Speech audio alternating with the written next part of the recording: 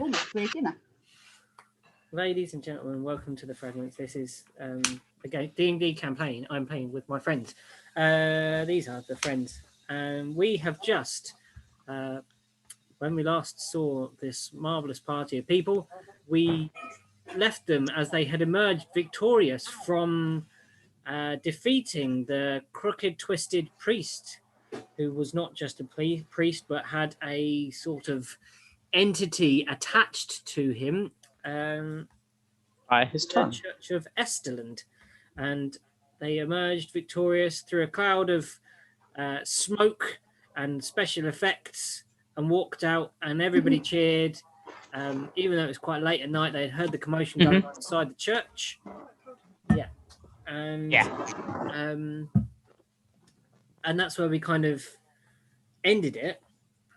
However, I think there should be a bit of narrative before we go in, because it must be remembered that you have walked out. Oh, you did go back and put out the special effects by putting out the gold and they seem disappointed about that. Incense burner, and there was a bit of a booing when the smoke stopped. There was a bit of an when they looked at Killian, who was holding a tentacle, an erect tentacle with a gemstone in the teeth of it, in the kind of grips of it. So we're at that point now where the crowd have just gone, ugh, and that's where we'll come in. And it's like, this is my trophy. You like it? Well, that's for Killian to decide what he does. I just pocket the incense burner. Yeah. Anything else up? I can't remember. Was there anything else up on my way out? We dropped it in the font, which I'm now going to use, try and fill up my water skin with, so that I can take it with me. If you broke your water skin, you need to buy a new one. Yeah, you do need a new one because yours is split. I just get like a cupful in my hands and go, oh. No. So you I'm just wondering if does like holy water go off, because it's been 2 years since it's been service. Yeah. Ew. Stagnant holy water. There's a green ring around the inside. It's got algae in it. It'd smell it. Yeah, just slightly musty water. Like, that's stagnant. I'm not going to baptize a baby in that. Can I lick it? No. No, lick it. You can probably drink it. We emerge from the church in this, after putting out the thing. The smoke is gradually dissipating and the crowd are kind of just staring at us all. And the foreman of the fishmongers comes up and says, "What on earth happened in there? There was a great kerfuffle noise going on downstairs." We have cleansed it of the evil. Yeah, your priest wasn't exactly holier as thou. There he is, and I just point at the tentacle. What on earth is that? Your priest. The only thing left. Well, what's left of him? Yeah, the rest of it is down the pit. Where You're in a pit. He dug one. there was quite a deep one to the centre of the earth, as far as I could see. Where? Inside the church? Under it, technically. Yeah. Beneath the church? Mm-hmm. Has all the smoke cleared, like in the church? It's kind of drifting out as the breeze from the harbour's kind of clearing that smoke. It's still kind of hanging around the floor a bit like dry ice at the moment, kind of thing. Okay. Well, I would suggest wait till morning. We'll have a kip and we can show you inside and show you what he was doing, because he was definitely not Toby. on the level. Can I just lean towards Jax and go, should we tell him about the fire? Well, you can, feel free. I'm hoping that by tomorrow, after we've had a kip, that the fire's gone out and we can go down there and have a look at it and everything, and we can show No, the you. fire got put out. If you remember, someone cast an ice thought- spell on it, I think. Oh yeah. Breathing air thing, breathing Yeah. ice. Me. You put it out, didn't you? Yeah. So Yeah. the fire is actually out beneath the church, guys. Yeah, we had to make sure. Um, so- Charles says, "Good people of Esteland, it is true that this is the only remaining piece of your beloved priest, Father Scroman. I believe that he had been corrupted by some unholy force, and this parasite of sorts was controlling him or entrancing him in some way to make him collude with these water creatures that have been rampaging and ruining your village's livelihood. Now, Oh yeah, we need to kill them. this Yep. is only the tip of the iceberg, I feel. Now, Jackson here has made a deal with the foreman, yourself, and has agreed that we shall go out and we shall try and root out this problem. We will start here and root out this evil. One small town can be saved, at least. At the end of the speech, I just start clapping. Hooray! Do you think you do should, the make a villagers look performance convinced? check? Who him? Who me or him? Him. Do you think Charles should make a performance check for that? Yeah. I do. Yeah. Yeah, I think so. Or a persuasion check. Persuasion, I would go with. Yeah. Hold on. I go whatever one he's better at. Yeah, the highest score. Um, Either way. either one is a +0, so fantastic. No. Oh, right. Oh, hold on. Let me ring me mother. Someone What? swapped over the permissions on our Zoom account, so we might have to log out and come back in. Sorry about How rude. I know. Absolutely You've terrible. been borrowing your Zoom again. Yeah. I don't think it allows me to stop and then start this one again, which is a pain in the bum. But Yeah. okay, so he's just going to do this performance check then. He's going to get us Lynn. Oh, he's all right. He got a 14. I think that's pretty good. I think that's a good performance. Yeah. they mumble and go, well, yes, sounds good to us. Yeah, and there's kind of a general consensus in the crowd that this is a good idea for the town to recover them to being working as they used to before this 2 years ago, when the town was quite prosperous and there wasn't such a sense of melancholy about the town. You can sort of feel the spirits of the town even just slightly lifted at the thought of this bane that they've had for the past 2 years going away from them. Mhm. So yeah, it's at this point that She's going to put it over. they all start retiring back to their homes and retiring to where they Can we go back to the inn? they kip. Now you've got two choices here, guys. You can go to the inn, or you can go back to your boat, because Inn. everyone that you're going to need to speak to is probably asleep right now. So you can either kip on the boat or kip on the inn. The inn's going to cost you. The boat is free, and you have bunks. Jax is definitely on the whole dipping in the inn thing. He's not a fan of boats. I'd suggest that we kip at the inn. It's better, and they give you hot food. And then we get up in the morning. You can do a little bit of shopping. You can check out your potion shop and your general store and things. Mhm. Go down and have a chat with the crew, because we then need to get the boat out to sea to go off and find the rest of the fish people. Hunt some fishmen. I think we And could try I and agree with persuade- Jax. I think we could try and persuade them to give us the inn for free, as we are now. We've now freed them of their evil priest. Can we do it? Can I do a persuasion? Free, if you think you can swing us free in rooms, go for it. We're not going to complain. Charles says, Me, I believe we also have to inform the crew.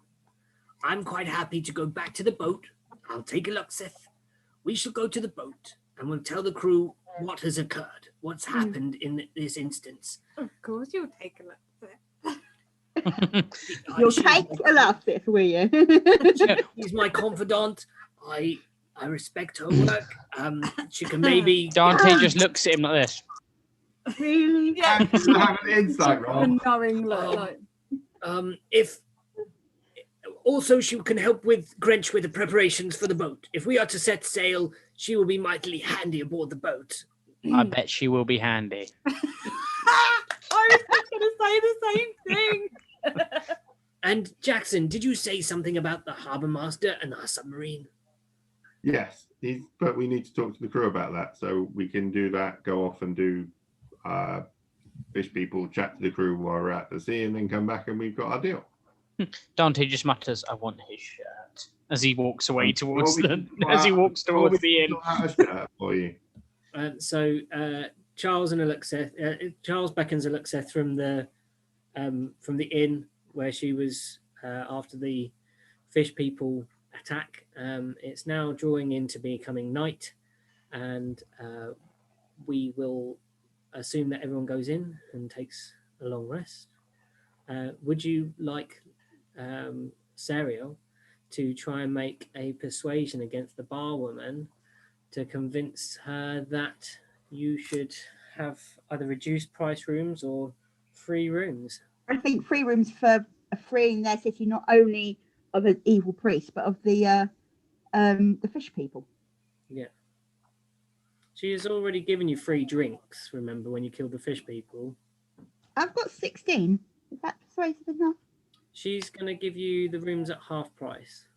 Okay, how much are the rooms? So the rooms were 1 gold piece, I think, last time. So for each of you. So it's going to be... pancakes. It's going to be silver, like... Silver. Yeah. 1 silver piece each. No, five is the exchange rate for silver. 5. A 10 makes 1 gold. So yeah. Who's got all the gold at the moment, guys? I think Jackson's. I have. I think we've all got our own. I have the party gold, but I'm using my gold to pay for things like that. Cool, lovely. Okay, yeah, I'll use. Well, you're not I've going to pay with your gold. Have you got any silver?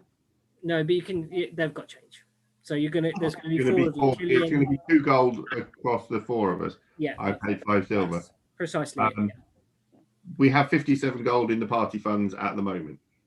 Cool. So you Soon to go be off and nearly you rest, 8,000. and I will close this meeting and reopen it and send you the link, guys. Okay. It might take a little while because I've got to export this little bit of video as well, annoyingly. Yeah, sorry about that. We forgot. Don't nick any of them. Right. So you go onto the guppy's eye, and you are now resting up and taking off the beverages and the delicious food of the pot that's normally slung above the fireplace. Killian hasn't got any random fish to dip in it this time and consume. And please, everyone, assume that you take a long rest. So any damage that you have taken, please heal yourselves. You mean the damage I took from the druid? Yeah. I don't think anyone actually took any damage other than when you dropped a torch on someone's head. No. I took over half my health in damage from shattering ice knife. Yeah. Yeah. I got damage. Yeah. You need to. Yeah, You need it's to back up. You need to heal back up. Charles, I think, was clear of it. Yeah, because Yeah. I think somebody, Yeah, I was completely fine. I think Jackson got annoyed with somebody. Yeah, he dropped a torch on my head, missed me, and hit you. Yeah, I was going to say, I think he dropped something on me, but aimed for somebody else. So it is a dawn time. Day comes and you alight from the guppy's eye and stand in the square. You can see the start of the day beginning. The fishermen opening up the large warehouse type building across the square from you, opening up both sides, and you see right through into the little harbour, and you can see people going into their little boats, loading up, making their way out to sea for fishing for the day. And you sense that they're doing this with us. When you first saw this happen, it was a lot kind of grimmer, lower spirits. You can see people smiling, and then people, instead of just glumly passing someone a crate, they might chuck it a little bit here and there, or toss bundles. And there's even some sort of singing among some of the people, singing or humming a shanty as they load up for the day to travel out for the day's fishing. Oh, we're going to have to come up with a shanty for this town. I have an accordion. I nearly wrote one for this campaign. I nearly wrote something for what's her face, the gnome, your gnome friend. It's gone out of my head what her name is. Taj Hootsley. Taj wants to join in with the shanty. Taj would lead the shanty, I'm sure. Yeah, she's on the boat. So, we going down for breakfast? I'm going down for breakfast. Yeah. Food. Can I ask? What I can't remember what we actually agreed about. They were asking about whether we could hire out our crew. What did we agree about that? I can't remember. We need to have a chat with the crew. Yeah, we said yes as long as the crew agree. Oh, okay. No, well, we haven't actually gone back to him with a counter offer yet. I know, but when we all discussed it, we were like, yeah, we were good with that. Yeah, we think it's quite a good idea. And if he wants to use the crew at all, then I think they get a share of what? And we get a share of their share. Yeah. So maybe we get 1%, they get sort of 9%, and he gets 90% or whatever. Yeah. I prefer 15 and 5 myself, but yeah. Well, whatever we can negotiate for. So, where are you heading for breakfast? What are you thinking? I was going to hit downstairs in the inn for breakfast. Yeah, I was just going to go down to the tavern, and then I'm going to the shop. Okay. I assumed that you stepped outside and you were checking out the square outside. There is a small deck outside, so you could eat out on the deck if you wish. I'm going to wander out into the square and see if there's anywhere I can get some really strong coffee, because we've had a hell of a couple of days, and I think I need some coffee to. Some sort of brew. Yeah. Okay. So yeah, you see lots of people walking around. Make a perception check on the guys over at the.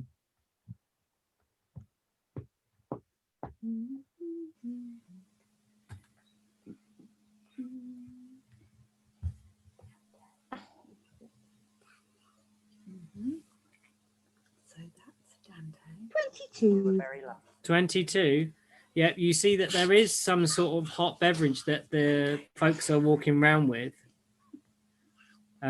sipping. So I'm going to go over to them and I am going to ask them where they've got this lovely hot beverage from. Good day, Lady Elf. Yeah, go ahead to the herbalists. Ooh. Which was initially where you were heading. That's where I was going anyway.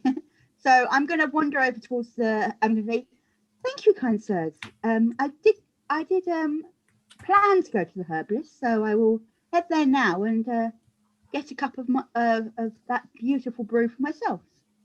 And thanking them and nodding to them, I walk on my way towards the herbalist.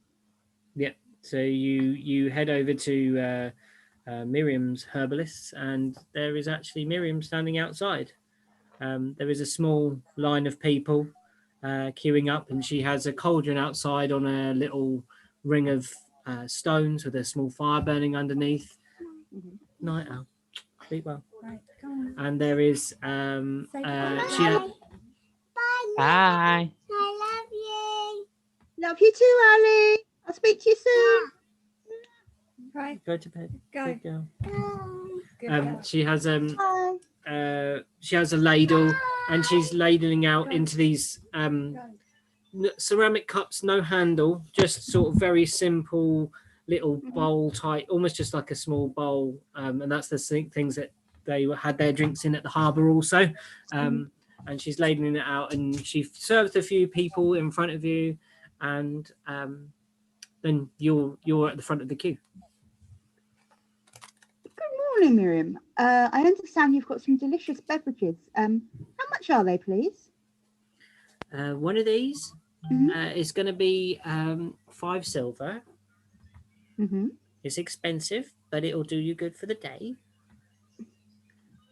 So I hand over the money and say, thank you very much. I'd like 1 cup, please. She, Can I ask what it is? It smells delicious. I can't tell you what it is, my sweet, because that would be giving away my secrets. But I can tell you that drinking this now will give you a great advantage for the rest of the day.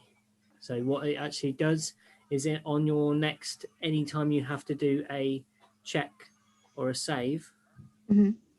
you can reroll. You get advantage, but not on an attack or anything like that. It's just on a like a constitution save or a constitution check, something like that. Mhm. You're going to have advantage on those, not on attacks. Okay, Not on if you consume it. I will be consuming it. So I So give her you the drink money. the beverage, give the thing back, and you gain that benefit for the day. Taste So of aniseed. aniseed and lemongrass. Interesting. And you down it to the bottom. There's a small remnants in the bottom, and she says, "If you cross my palm again, my sweet, I could read those for you." And how much would that be? Just another silver piece, my sweet. Okay. And So hand this over seems another very silver. creepy. Yeah. So she takes the silver coin, places it on her palm.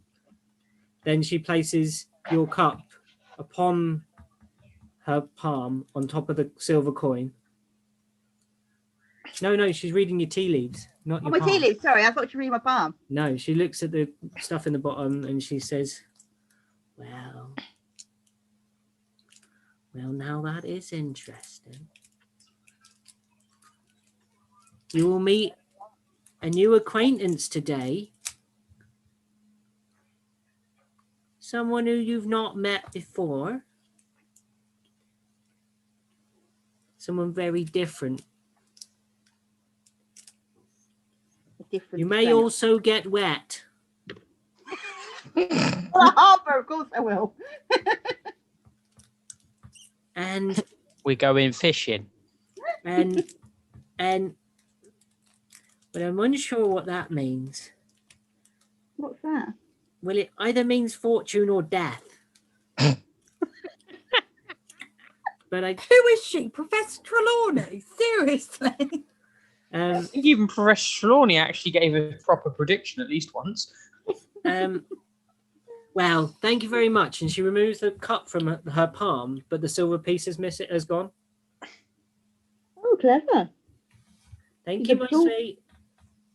I'll open up shop proper a little later on if you should be interested in buying anything from inside. I just I do will this come- for the local boys and girls who are going out on the boats. I will come back and have a look around your shop a little bit later, if that's okay. Lovely, cool. So now we're going to jump Thanks to very Jack. much. We're going to jump to Jackson and Jackson and Dante and Killian. Wait, where are we? Sorry, I was up dealing We're with in the inn. I'm We're in the eating inn, breakfast. having breakfast. I just look at everyone and go, right, last time I tried to go shopping, you all interrupted. I'm going shopping. Okay. Okay. Anyone Let want to the come? girl shop. No, Let's I'm go. all right at the moment. Anybody want to come? I'll come shopping. Cool. You're at the herbalist. You're Yeah, getting you're at the coffee. herbalist, so you've gone round the corner. I'll You're come at the with you. mermaid in Starbucks. I'm the herbalist Starbucks. Yeah. Kind of sounds we- like to remind me from last time, the foreman explained to Charles on the map where we needed to go, didn't he? Yeah, 2 nautical miles out. That was fine. That was all I needed to check. So yeah, I mean, once I've had breakfast, I'm good to go. So if there's anything you guys want to do in town, So Dante and Killian go to Davel's. There is no out her lunch sign now, and it is open. Davel. The bells. Yeah. Push open the door and walk in. Yeah, you go in. It's it is a sort of standard sort of goods shop. There is lots of things hanging on the wall, lengths of rope and accoutrement for fishing. Although these are the smaller items, not the larger items, because you've been told that there is a sort of fishing supplies shop further down the way for bits for boats and things like that. If you were to upgrade pieces to your ship, that would be further down from where you are towards the harbour proper. And you walk in, and there is a chap behind the counter, just idly polishing a glass float. I wave at him. Good day, sir. Yeah, good day. I would like to buy some weapons. Weapons, you say? Yes. Well, we have a few. What is it you would like? Have you got any darts? Darts? Let me have a look. And he rummages beneath his counter, and he says, "Yeah, we've got a few here. How many would you like?" How many have you got? Well,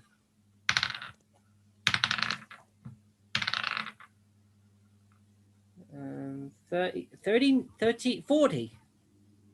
40. 40. How much is a dart? They're 5 copper. I'll take the lot.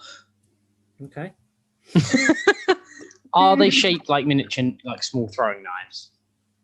They're shaped more like as he hands them over to you, you realise that they're sort of hand done for the fishing industry. It looks like it's by some crafts person within the town, and each of them has a little a fly on it, like a fishing lure. So all of them have little feathers on, like a fishing lure. So they're throwing knives with feathers on them. They're small little metal darts, but with little feathers on that look like they could be used as probably a quite effective fishing line as a hook type thing as well. So yeah, please minus that from your inventory, please. I'm trying to think of how much that is. So that's 5 coppers times 40, which is... You got a bargain. Yeah. I'm just trying to figure out how much it is. My maths is not going well. So it's 8 silver if it's 5 to 1. It's 200 copper. So that's 2 gold. Divided by 10, divided by 10. Isn't it? That's the way you do it. 10 copper, 10 silver. That's 2 gold. That's not bad. Yeah. Liking that. So you take those darts from him, and you're standing in there looking around the shop. Is there anything else? Has he got any other items, any armor or weapons at all? He has with him. Hang on, let me get my desk. Does he have any daggers? I'd like some new daggers. Some new daggers. Yeah. Let's see what he's got. While all this is going on, can I wander round? I've left the herbalist now. I'm wandering round to join you all. Yeah, he's got a couple of daggers. How many? He's only got 2. What do they look like? They're just sort of a simple dagger, probably more used as you'd probably think it's more like a filleting knife, more sort of multi-purpose type thing for gutting fish. So where you're going, quite fitting. You know, I could just hand you one of my 4 daggers that I have now, which I no longer need because I've got 40 darts that I can throw at people. What do your daggers look like? One of them's quite a nice dagger. The other ones are all cobalt swords that are just small enough to be daggers for humans.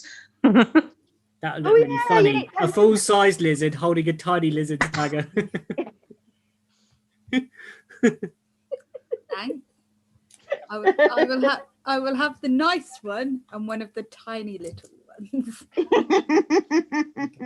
I hand over the 2. Devel looks quite offended that you're doing this in his shop. We're friends. I then Well, buy one of his filleting ones to make him feel happy. yeah. That's 5 then, please, good sir. Okay, I give him the money. Okay, cool. 5 gold that is. Oh no, I'm not giving him 5 gold. It's 5 gold for a dagger. Seriously. Yeah. What does the dagger look like? Is it fancy? It's a filleting knife. It's very sharp. Cut through bone and sinew and fish. Fine, he can have that. Okay. Does he have any like armor at all? Doesn't look like he's got anything that kind of. That fancy? No. I think I'm It's good. quite a small fishing port, really. Not like Mhm. climber. All right, that's all I required. Wait. Oh, actually, I need to buy some bits of leather. I'm going to make like a belt and a bandolier, and I'm just going to have, because I've got like 30 random throwing knives, like a bandolier of them, a belt, Good idea. Yeah, and I'm going to put them. I'm going to hide. Literally, I've stood there just tucking knives into like, every nook and cranny I can find. You do also, if I remind you, you do need a water skin of sorts. Mhm. Yes, I would also like to buy a water skin. 2 silver pieces of water skin. How about I give you a knife and just like, offer him the knife I just bought? He does not want it back. I grumpily give him his money.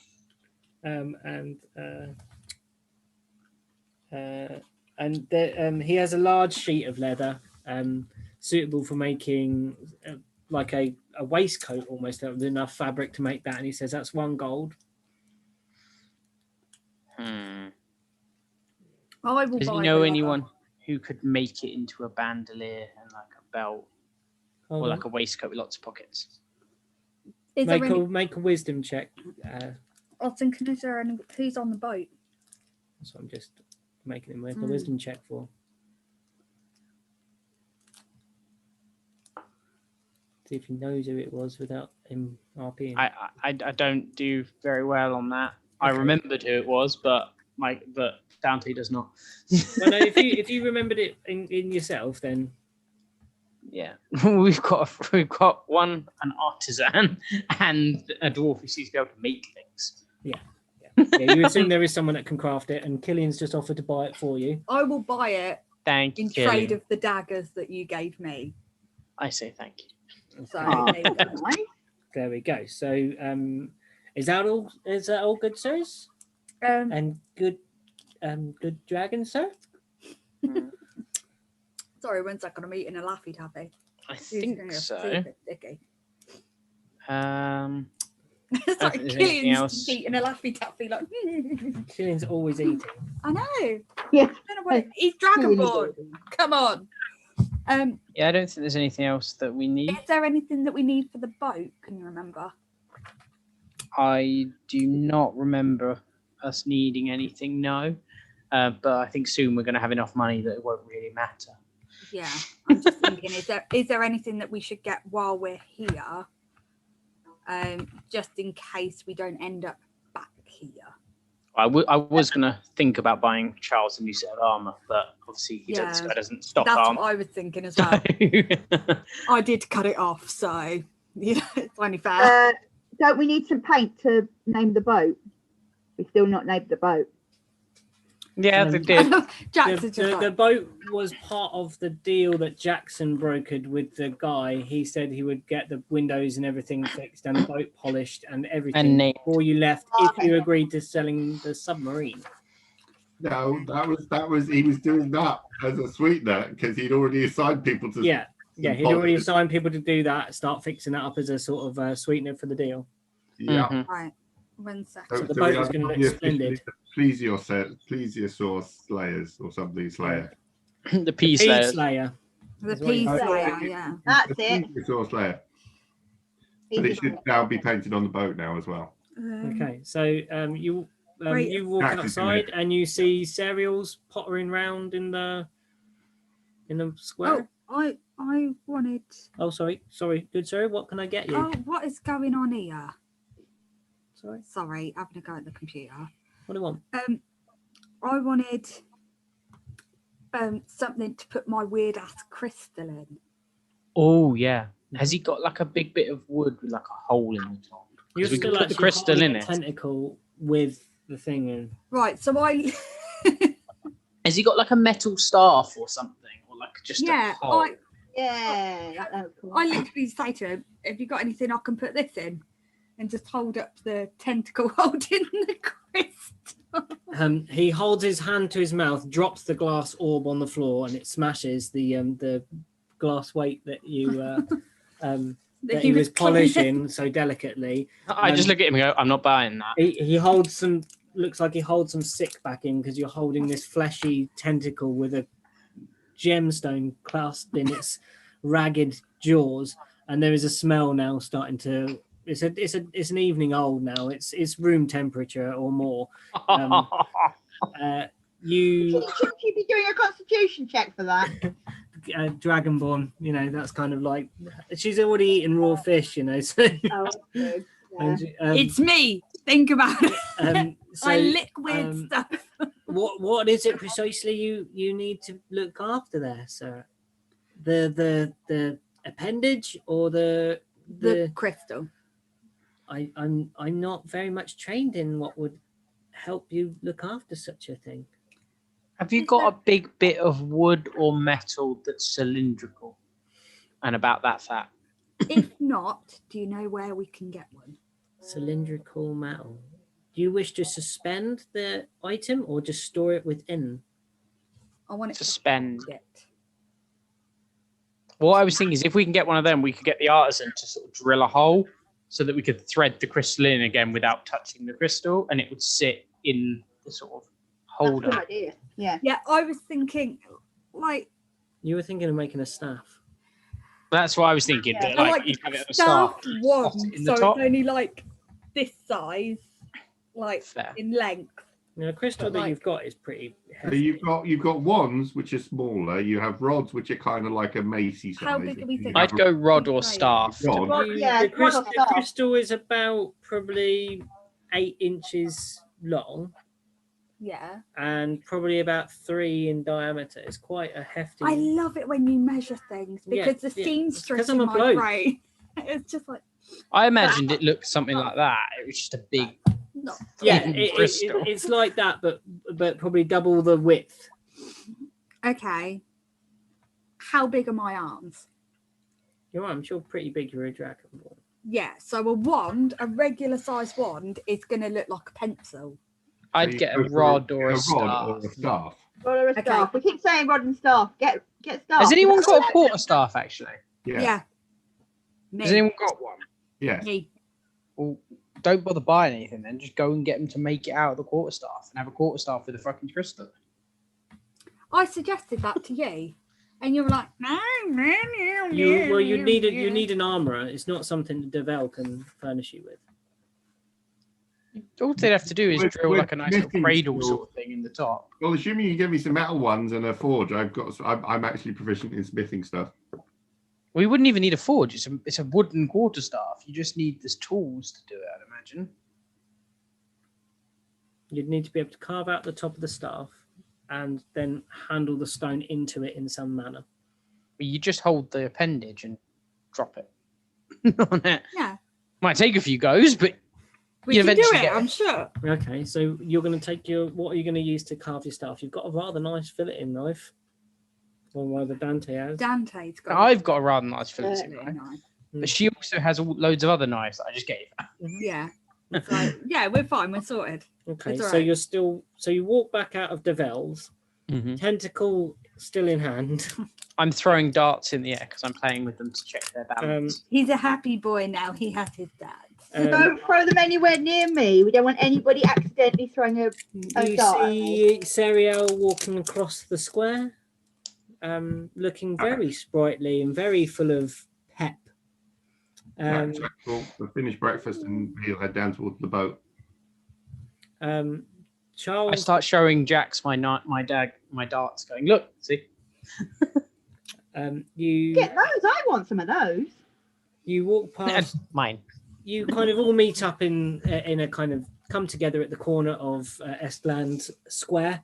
and you make your way down, and you can hear the humming of the boats, the people on the boats, and you walk down to as you're traveling down, you see the boat supplies shop.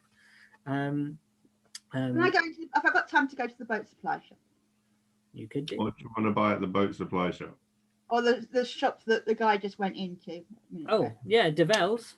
Yeah, Devel's. Yeah, you can pop in Devel's. I'm going to pop into Devel's then.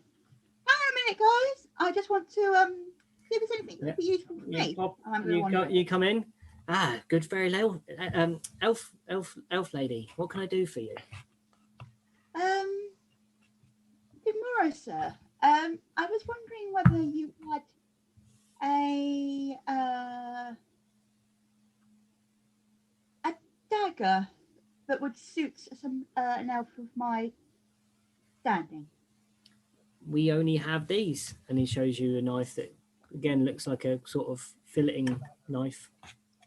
Looks suspiciously like one of the ones you saw in my belt. What weapons do you have, sir? Well, we're not really kitted out for that kind of thing. We've got a few small daggers, and we have some like little hand axes for chopping wood. Is that it? Or is there anything specific you're looking for? I'm not really sure. I just think something we have fought a great many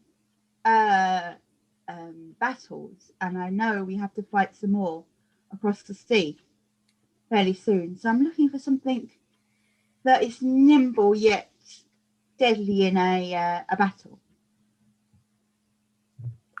Something like what you're talking of is like a fine sword, something like a rapier, maybe. We don't have anything like that, nothing of that finery, that quality. Simple little village here, I'm afraid. That's okay. I will take one of your small daggers, please. There's 5 gold pieces, please. Hand it over. Please minus that from your personal gold. I can't actually remember how much the coffee was. Not coffee. You know what I find hilarious? Hmm. I actually do better with darts than I do with daggers. I can deal more damage with them. Bizarre, isn't it? So you leave the shop after. Sorry, what were you trying to get, Lou? How much was my not coffee? 5 silver. 5 silver, thank you. I hadn't written it How down. much was the leather? You spent 5.5. The leather was 1. 1 gold. 1 gold. Yeah. I just look around the shop. Have I got any armor? I have got armor, haven't I? You're just in your elven. I don't think you do. You're a druid. You're not allowed to so wear armor. you don't. You're not proficient with anything, so you end up disadvantaged. I think. I think you can have scale mail later. No, can't even have. You Scale. can't wear any metal, I don't believe. Ah, So I think she can wear leather. yeah. But as far as I know, that's Leather armor at the moment. I'm in leather armor at the moment. yeah. As far as I know, that's the highest she can wear, unless you give her something made out of like bone or something. Or something magically enhanced. Yeah, like if you give her some like wooden lacquer that's been magically enhanced to be as good as plate or as good as something else. Yeah. So I thank him and walk out the shop. Cool. And I have in the back of my mind that I do want to go back and see the herbalist before we get on our way. All right, so you're going to run up to the herbalist now. We'll get all the kind of buying stuff out of the way. Okay. And you go up to Miriam the herbalist, and I've got to find the shop stuff. All right. The rest of my party are looking very bored of shopping already. I want to throw my darts at things.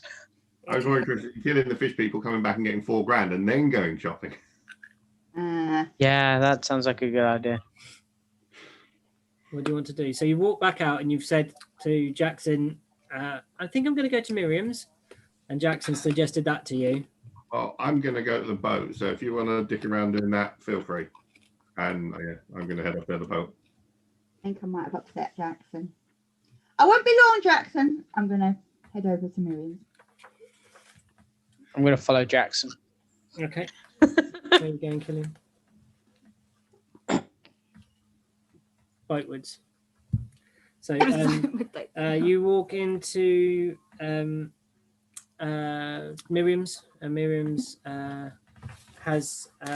is behind a counter. There's a slight smog in the air as things are brewing. Hello, my sweet. I'm glad you've come back. Hello, Miriam. I was wondering, we are... Miriam's my mother's name, actually. Sorry?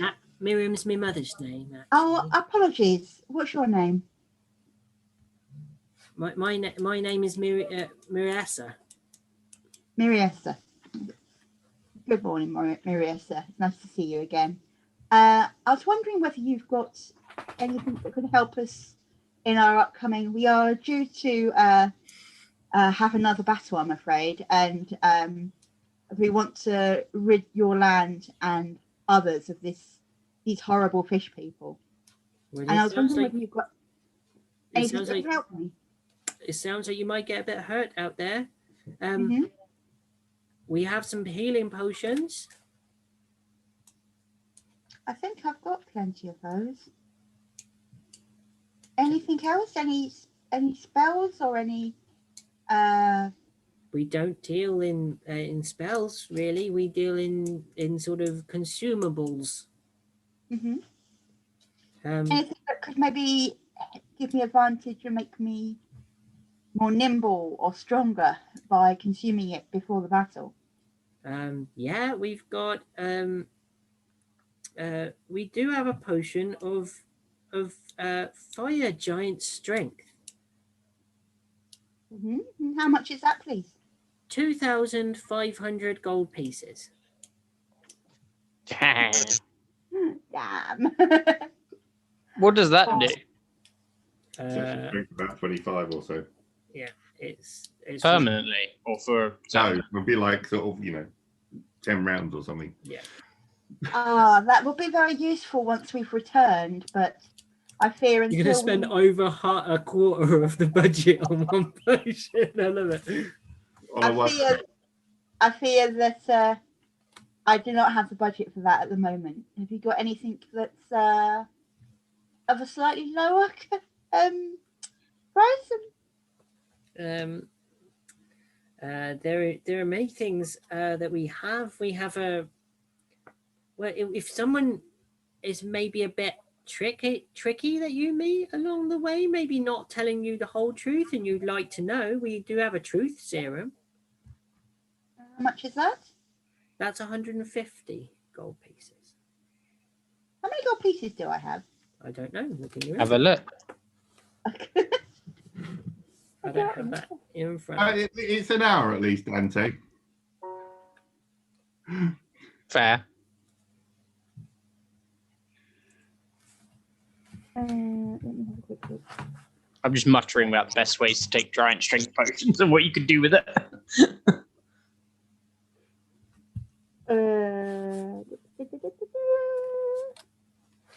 Oh god, hang on. It's just lagging like hell. Inventory, equipment. Money. As you walk down towards the harbour, I'll come back to you, Sarah, in a minute. 25 gold. How much have I got? 25 gold. 25. You just gone into a shop with no idea what you're going to buy. No idea how much money you got. Lovely. Well, no, you've now got 20. I normally shop. 19 and a half gold. 19 and a half with your minuses. Have you got anything for, say, 15 gold? We have sprigs of mistletoe. They're 1 gold piece each. We have herbalism kits. They're 5 gold pieces. And that's about it that's in your budget. Oh, we got a couple of just like plain wood rods. We haven't done much with those yet. I'll have the herbalism kit, please. Okay, so that's 5 gold pieces, please. Okay, I'll hand it over. Thank you, my as sweet. a suggestion, Lou, Mm-hmm. you might also want to look at something like a healer's kit. And do you have any healers kits? We do not. Yeah, I can't buy them. I'm gonna add, if I can find the damn thing, herbalism kit. Aren't I proficient in that? You are, but you don't have one. But now you do. Herbalist. Oh, I can't find it. It allows you to make potions of healing. I just realised none of us have thieves' tools. No. We ain't getting through any locked doors. Here we are. We got Jackson. we He'll just call- go Hey, big. He just looks at his warhammer like, So as you're walking down to the harbour, Serial is going to come and catch up with you, you presume. Charles and you see Charles on the harbour at that sort of crossroads where you first met Cornish Daniel, outside the harbour master's office. And yeah, he looks very well and happy. And are we about to good day, chaps? Are we about to embark on this quest out to get these wretched creatures? I Well, dreamt all night about them. well, no, we need to. Start getting the boat ready to go. Well, should we sell off the submarine so we don't take it with us first, and then we've got all of our money and stuff? Well, Somebody please tell me how to find herbalist kit on my add equipment, because I'm trying to add it and I can't. Just find go it. on the equipment and Yeah. search for it, and there will be a button that says add. Add. Yeah, that's what I'm press trying it. to do on the searches. So you put like You add in- items, and then you go to filter, weapon, longsword. You put. You don't herbalist need to kit. filter Don't it. bother about the filter. Don't filter. Just search. It'll come up. you should have pressed the button first that says manage equipment. Hang on. Otherwise, you're just searching what you've got currently in your equipment. I think that's where I'm going wrong. Well, we can do. If we do that, though, we've gone over a word with the crew first. See that they're okay with the deal. She made me book. Or should we go and talk to them first? Quickly get Yeah. the okay. One of us runs off and agrees to it, and then we will Okay. sail away. You climb All right. aboard the boat. You have the discussion with the crew about whether they would care to be in the employ of the harbour master while you're away. Harsel looks a little bit sad that he has to be leaving Killian, but understands that this is a life that could be a workable thing. He could become part of this as a free man and earn some money and earn a living. And they're on the whole, they're happy with it for the boat to be yours and for them to take a percentage of some of the deals smuggling and the dealing that the harbour master does, along with the submarine. Taj is very much up for being the pilot of a pirate submarine. This fits her sort of her aesthetic very much so, and has been practicing in the submarine while you've been away, figuring out how it moves up and down with Eluxeth's guidance and a small sort of how-to submarine book that Eluxeth is drawn up while she's been. How to submarine. Okay, so we're good with the deal then.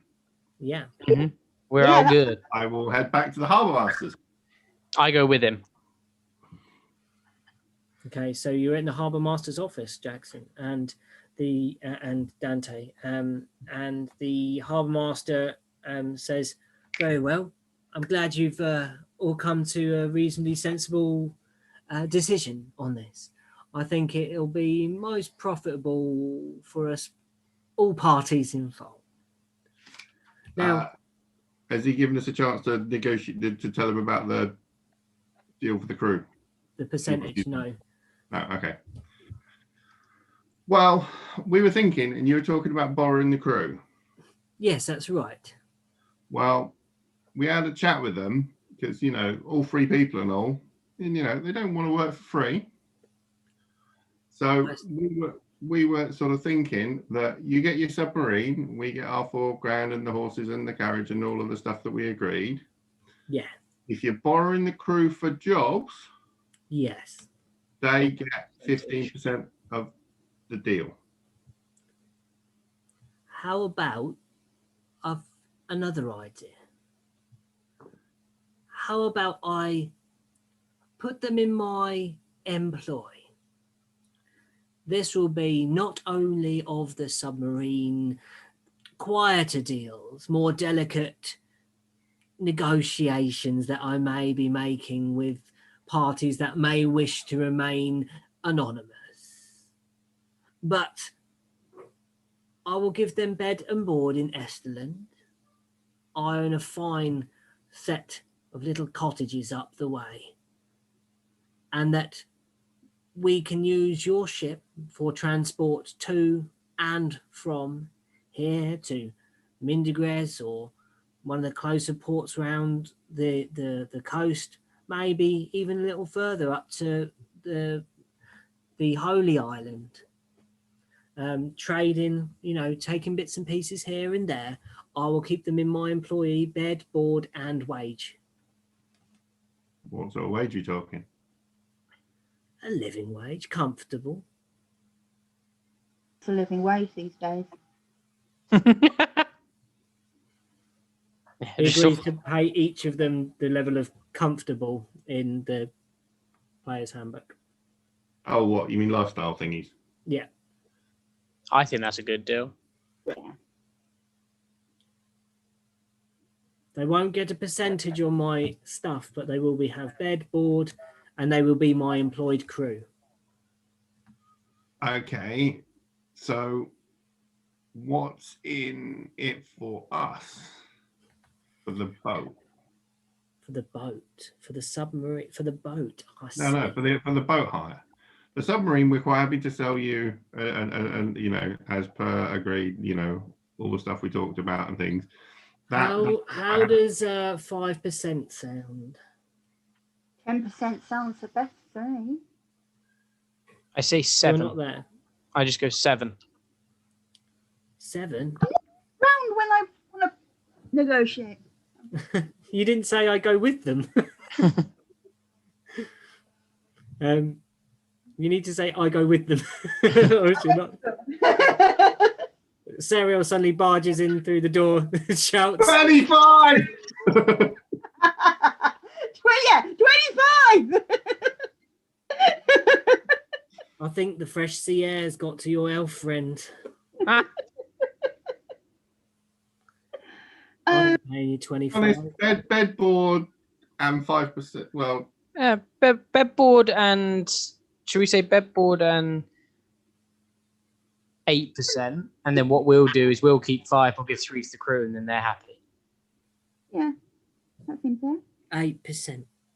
All right, you got yourselves a deal. 8% on whatever I make on my deals. So you have $4,000 now for the boat. So he hands over $4,500, and yeah. And with his magical printing The $4,500 documents that he has, Mm-hmm. he writes a document saying that he will provide you with the horses to get you to the carriages and the supplies and the tents and all that stuff. Yeah. For enough days to get you across. Well, you think will be enough. What he estimates will be enough to get you over to Southgate. Well, we're going out on the boat in a minute to go and kill off your fish people problem. So where do you want the submarine? If you leave it in dock, although it's still a bit of a squeeze for me to get inside. We have someone We for that. We have a gnome. Who has been working with a gnomish friend of ours who seems to quite enjoy it. Would you We'll care happily pilot it to be for so you. kind as to leave her here with me? Should we say yes, and then all right with it, fine. Yeah. yeah? Okay. So you go to the boat and he walks out. You'll see my boys have done a lovely job. and you walk out to the boat, and you see it in the dawn Has light, he actually given us the 4.5 grand bag of giving money? you a big sack of gold. I beckon for his top. I keep pointing at it. I'll just wave Jax away with that. Wave Dante away with that. Although my His question shirt. He's been always going on about the shirt. He's Yeah. looking at Did he give me- the guy looks down at his shirt and he's like, "I've got breakfast down me. I'm sorry." No, Jax told me you'd give me some of your shirt. Mm-hmm. Oh, did he now? You did. I believe that Well- was part of the deal. Yes. Mr. Jackson. I'm sorry, Jackson. Yeah, I'll give him back 5 gold for his shirt. Not the belt, his shirt. Well, the belt was fine, but I'll take either. So what are you doing, Jackson, with the... I'm going to give him 5 gold Yeah, for a shirt, for the shirt, you know.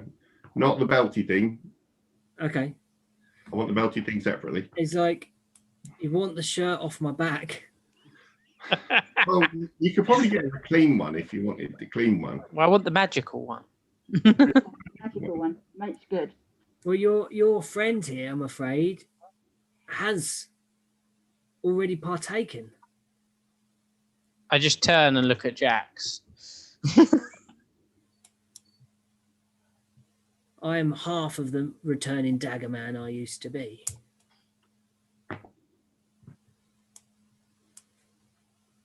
Did Jax steal my belt? No? I think Jax stole my belt. At least that's what Dante said. I've just He paid starts 5 gold of my money for a shirt. He you starts go. fingering some knives. You know, have a Picks up his shirt. shirt and passes it to Jackson. I don't think there's any breakfast on it. And he says, "As I was saying, the boat looks lovely. We've got the name on it, and I got one of the smarter boys to write out the plesiosaur slayer. We worked out all where the S's and the L's go. We've redone the back window, just kind of plain at the moment, but that would look lovely with a nice design on it. If you think of something, they can probably sort you out of the boat place up the road here. They'll do that for you. Now you're heading out, you say?" Mm-hmm. Well, we're hoping not to be that long. We're just going to go and deal with your fisherman problem. Okay. So, yeah, we'll introduce you to Taj. Hopefully she'll want to stay and we'll unhook the boat and leave you be for a bit. Taj, you gather Taj off the boat and head introduce, and she nods, and there's a kind of cordial agreement between the two of them. And she shows the book to him, the kind of instructions that Eluxeth has designed for her as a guide on how to pilot this small submarine. And they seem to they go off talking. A now topless halfling and rather piratey gnome. I asked Jax where the strip of returning is for the returning daggers. You asked for his shirt. You got his shirt. I start getting ready to throw things at Jax. You walk up onto deck. Yeah. And you. Everyone ready? No. You're greeted by a strange sight. You can see Eluxeth with her back to you, crouching down, saying, "Come on now. Come on. Come on now. Here you go. Come on. You can do it. Come on." What's she doing? You walk round and Yeah. you kind of walk round her, and she's crouching down. She looks like you see on the floor in front of her a knot of rope and some odd sticks and some sailcloth in a heap scrunched up on the floor. Come on. Alexa, what are you doing? Wait, watch. Come on. And the ball of rope rolls onto its back. And you can see that attached to it, there's like one large bolt, and then there's a button, like a sewn on button that's been sewn to the rope, and there's some kobold teeth on it, sort of tucked into it. That's not at all disturbing. Have you made a pet? What? Shh, shh. And then the thing kind of moves its arms or wing parts out and stretches, and its tattered little bits of sailcloth hang down from it, and it rolls a little bit, kind of rights itself, this little knot of wool, a ball of rope, and it's got like a little bit that sticks out the top of its thing, and it can't squint because its eyes are made out of a button and a bolt, but if it could squint, it's squinting with its rope form, and then it flaps a little, and then it takes to the air,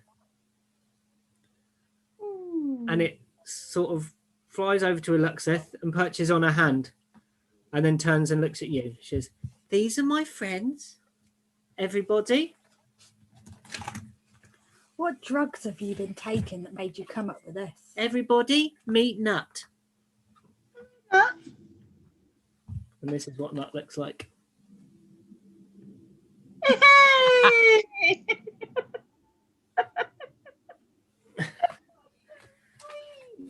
Can I see Nut now? That's what Nut looks like. And that is, he's my homunculus. Homunculus. Okay. What's What's one a of them? homunculus? Homunculus. What's one of them? He's kind of like a magical pet made out of oddments and things. But I only had what I had around me, so rope and screws and a couple of buttons and a bit of sailcloth, and well, there you are, a homunculus. You've made a parrot, a magical parrot, out of bits of rubbish on the ship. I think yeah, basically, yeah. Sweet. What's Nut like? Is he friendly? Yeah, well, anyone I introduce him to, he'll behave friendly. He can hear you, and he'll listen to what you say. He understands common. Mm-hmm. But he can't speak. Fair enough. He's made of rope. And Is he any good for target practice? And I flipped the knife I was about to throw at Jax. And then I sort of pokes him down. He cowers him to herself and says, "No, don't you harm a rope or a string on his tiny little head." Fine. And I turn back to glaring at Jax. I'm going to go to the captain's office and start counting out big piles of gold. I follow him. So I figure that what we do is if I give everyone 1,100 gold, that leaves us 157 in the team pot. Yeah. There. Okay, so that's for Charlie as well. Oh, hang on. No, I did that by 4. So. Can I lick it? Lick the gold. No. Okay, well, in that case, No. if we're doing it by 5, then everyone gets 900. Yeah. And we just have 57 in the pot, same as before. 900 Cool. each. So everyone just gets 900 gold. Dante asked Jack if he can please have the strip that he mentioned. No, Dante asked why. because you steal stuff. Not from you, I don't. No, but you steal it from our crew.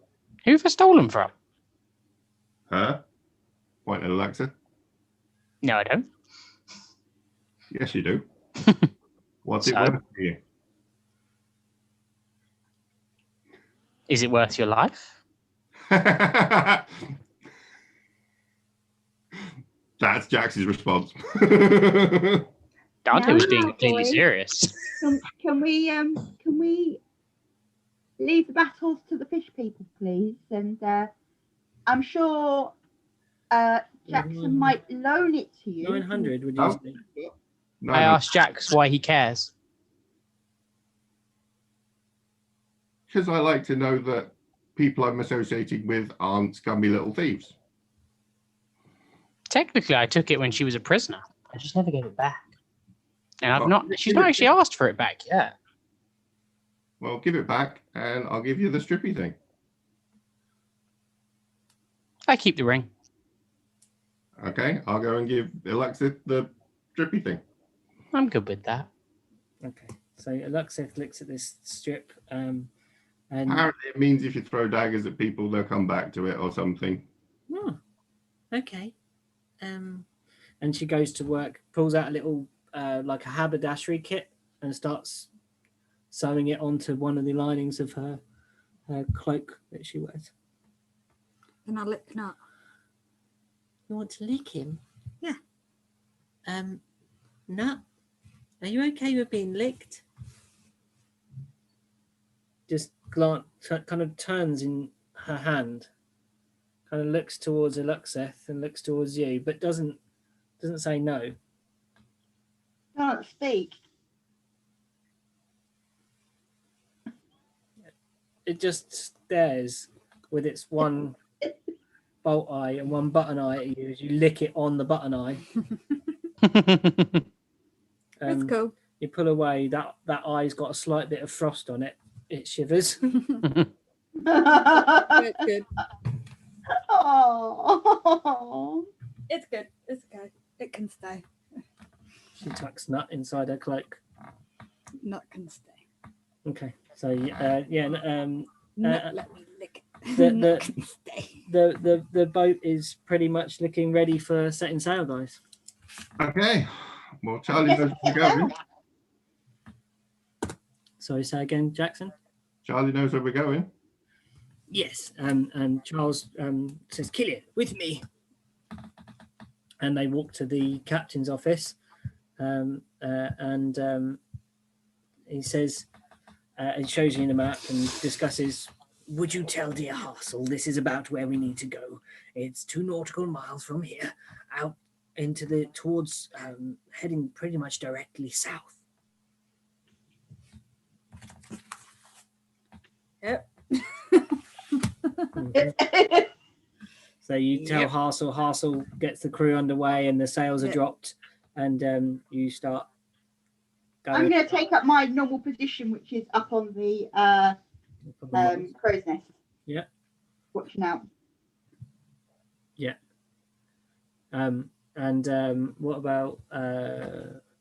What about you? Where are you, Killian? I'm up next to Hassel. Yeah, steering the boat from the back. Yeah, Yeah, I'm just up next to him, just kind of yeah. letting him ramble at me and nodding my head occasionally, but like always keeping an eye on everything that's Yeah. happening that I Yeah. can see. So that's where I am. Yeah, you're sailing out. The coast is gradually sort of receding from you, and you're heading out into the ocean. True, and as you're heading south, obviously the temperature begins to drop again. It's getting colder, and there are little bits of frozen water as you're traveling out. You are now probably about 1 nautical mile out to sea. Is there anything you'd like to do? Prepare. Okay. So I'm just looking all around to see, just make sure we haven't got any unwanted visitors on our way. the route seems reasonably clear from what you can see at water level. What goes on below you would not know.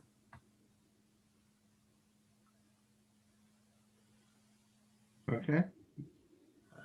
And so If there's some sort of check, we can't. is there? Can we look under the sea? Can we go into the bottom of the boat and see out? No, Our there's boat no leader. glass bottom to this boat. This is Or glass windows underneath? No. there's some windows at lower level at the middle deck, but they are above sea level.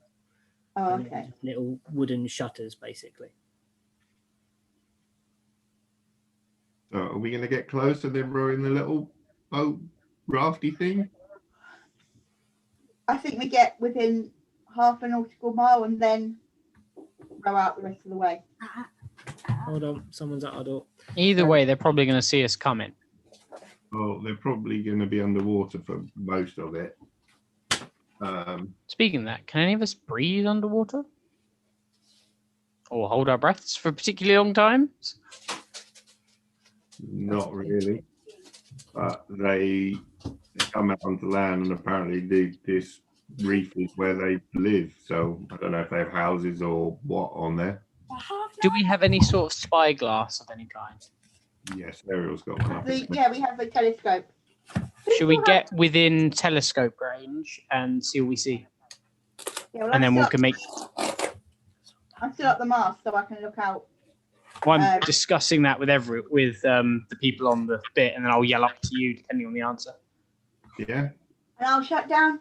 I've got the telescope up here. They've the crew left it behind, so we can look out and see what we can see. So I guess I'll get the telescope and see. I just yell up whenever you see it. Let us know. Okay. Yeah. So I'm gonna try and start. Is the sort of the rafty bit still in the sort of middle, in the bottom level of the boat, or they actually bring it out and take it upstairs?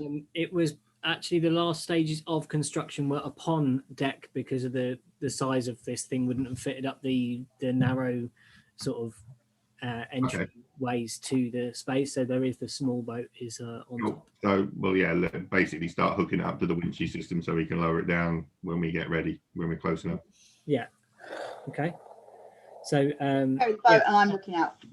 make a perception check, please, Serial.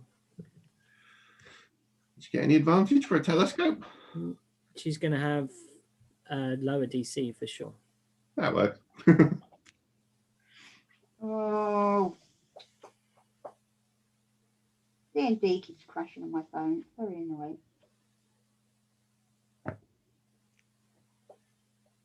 Perception. 17. 17. There's as you sail out on this kind of clear morning, the waves glimmer.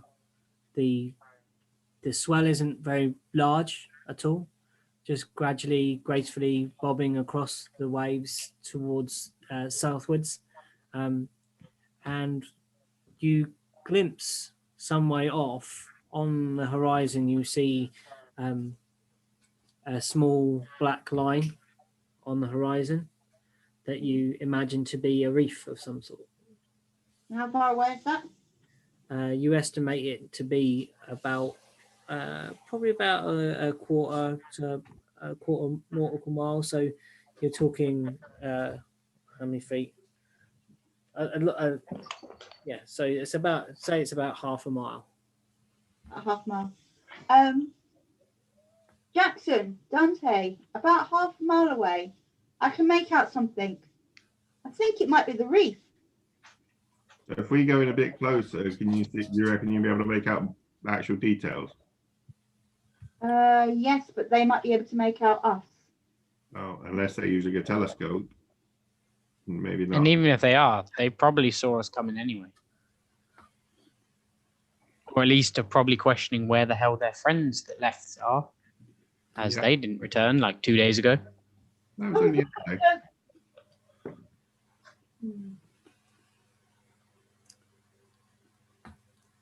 Okay. So are you going to go closer? I thought the plan was to get in the boat and we got half a mile away. Wouldn't we? Half a mile away.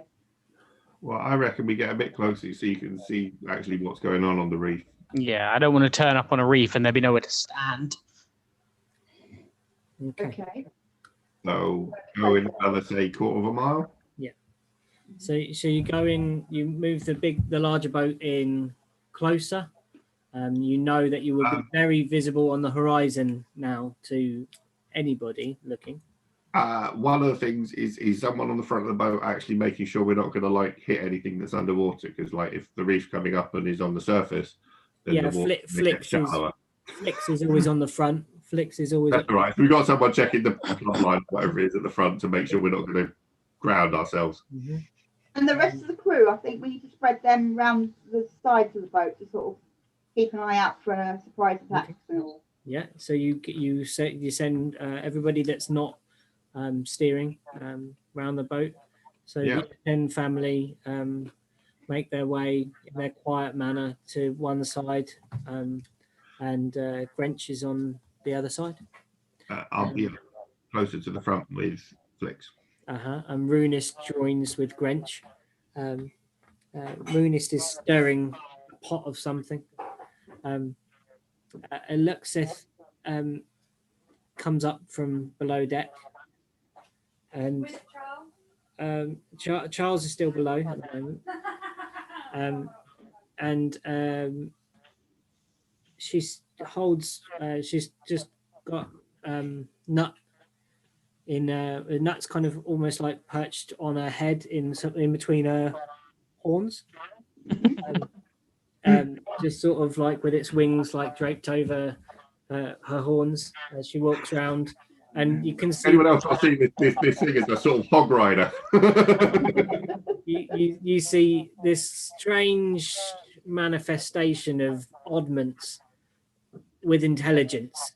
It's a very peculiar feeling to see things that you would know as just mundane, still objects imbued with life.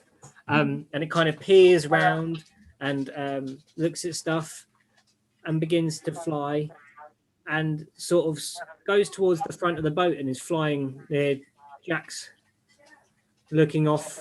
And Flix is none too sure about this other flying entity on the boat. Weird, isn't it? Flix is like, yeah, really weird. But then Nut kind of goes up and does that kind of thing where like that dogs do, but does it against Flix, like kind of nuzzles her. And she's like, this thing's almost like the size of her, so she's like, it's like petting a Great Dane that's trying to nuzzle you, that's been in like rolling in horse manure or something. She kind of pets it, and it seems sated for the time being, and flutters back to. I'll sort of take half a step to the side. Yeah, it flutters back to Eluxeth and just.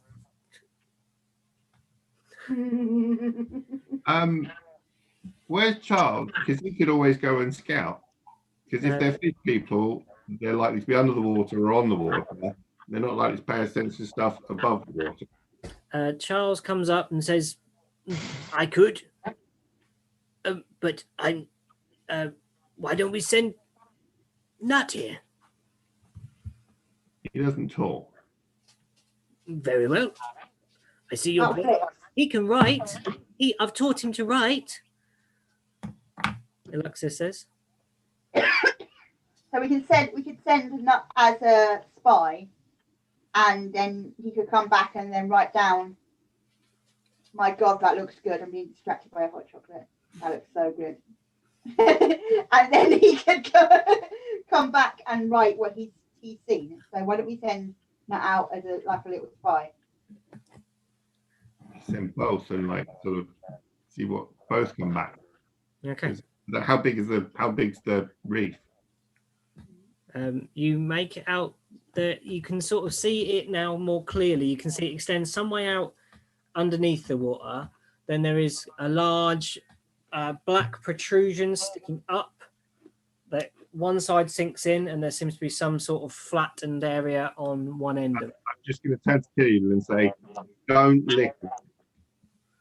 To point at the big black protrusion.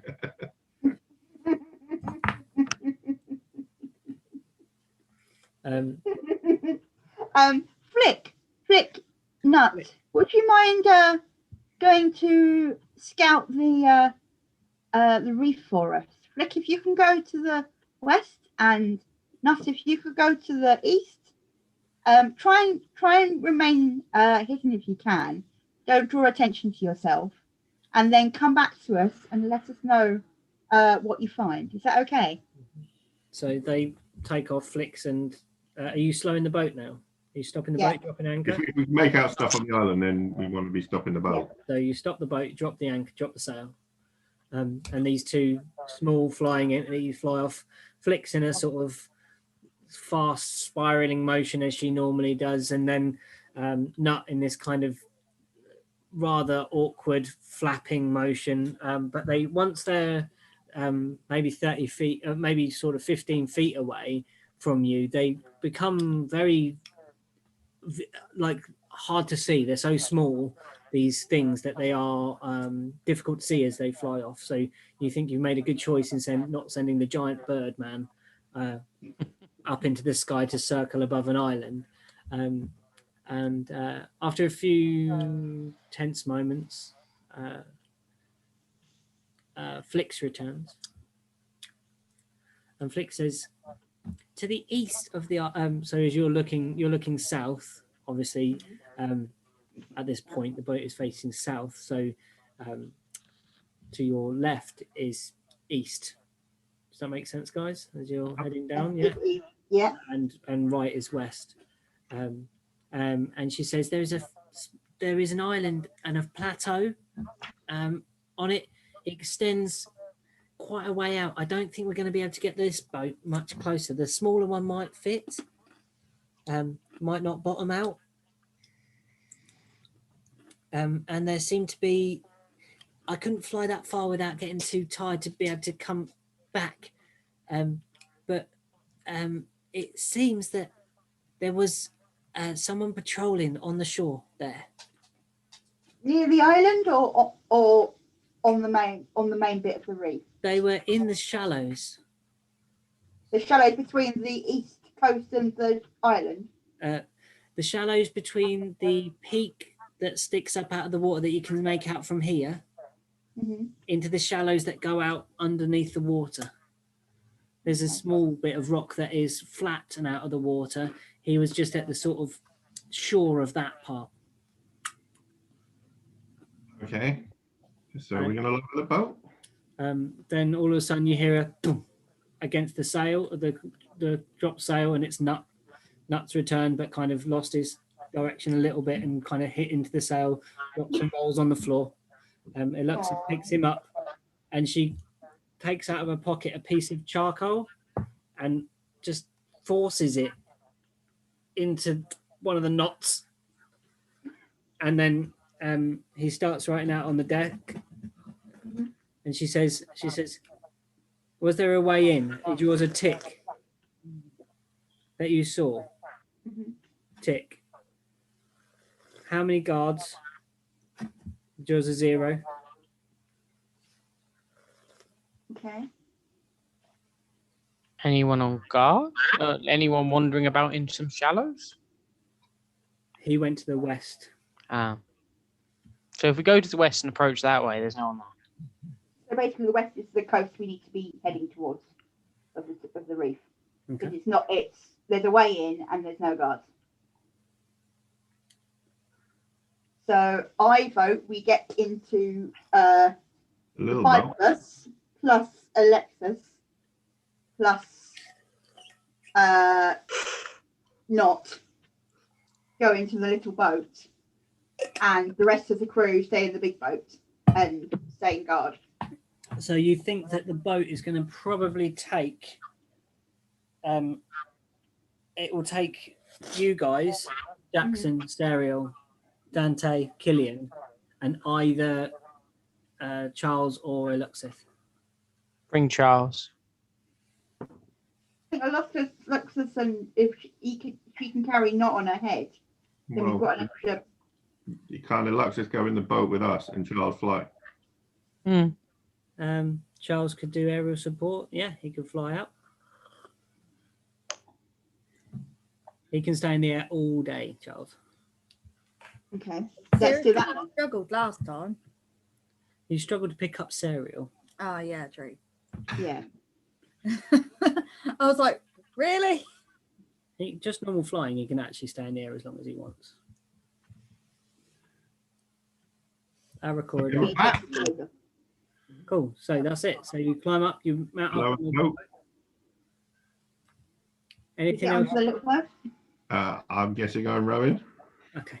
So you start rowing. The last time you were in a small boat, you had a very cold tail. Mm-hmm. And Charles Don't remind me. unfolds his wings from the layers of his Oh, robes. is Charles getting naked again? No, he's thank had a God. Luxeth alter his clothes Oh, okay, cool. because there's like a slit where his You've been taking lots of measurements. I bet. and Charles can spread his wing. Twinkle in your eye. I love that you think they've got a thing going. It's really funny. And so yeah, he spreads his wings and soars up, and they all jump on board the boat. Does he now? Yeah, you get a wonderful view up his cloak. We're not looking. Wonderful. One of us Purposely stare at the sea. one of us here. Alexis watches Elizabeth as you is fly up in the air a small thing in her intently. hand, a small like Mirror? piece of metal. No, a tiny piece of metal Is it- and a cog. Is it reflective so she can angle it to get a good Charles? And she's fiddling with this tiny cog, and Nuts seems to be looking at it. Pair of them are looking up at Charles then. Cog. Yeah, that's the word that we were looking for. Cog. Cog. And you start rowing towards the island. Yep. Okay, make a perception check, everybody. I won't because I'm looking the wrong way. Yeah, Sorry, I went and made myself a hot chocolate and didn't even ask if it's you all right. wanted one. Charles didn't see anything. No XP for you tonight. Nick, 19. What am I doing? 19, actually, yeah. Perception, please.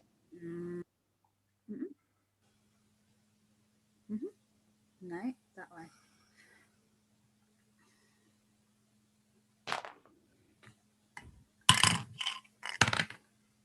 Three.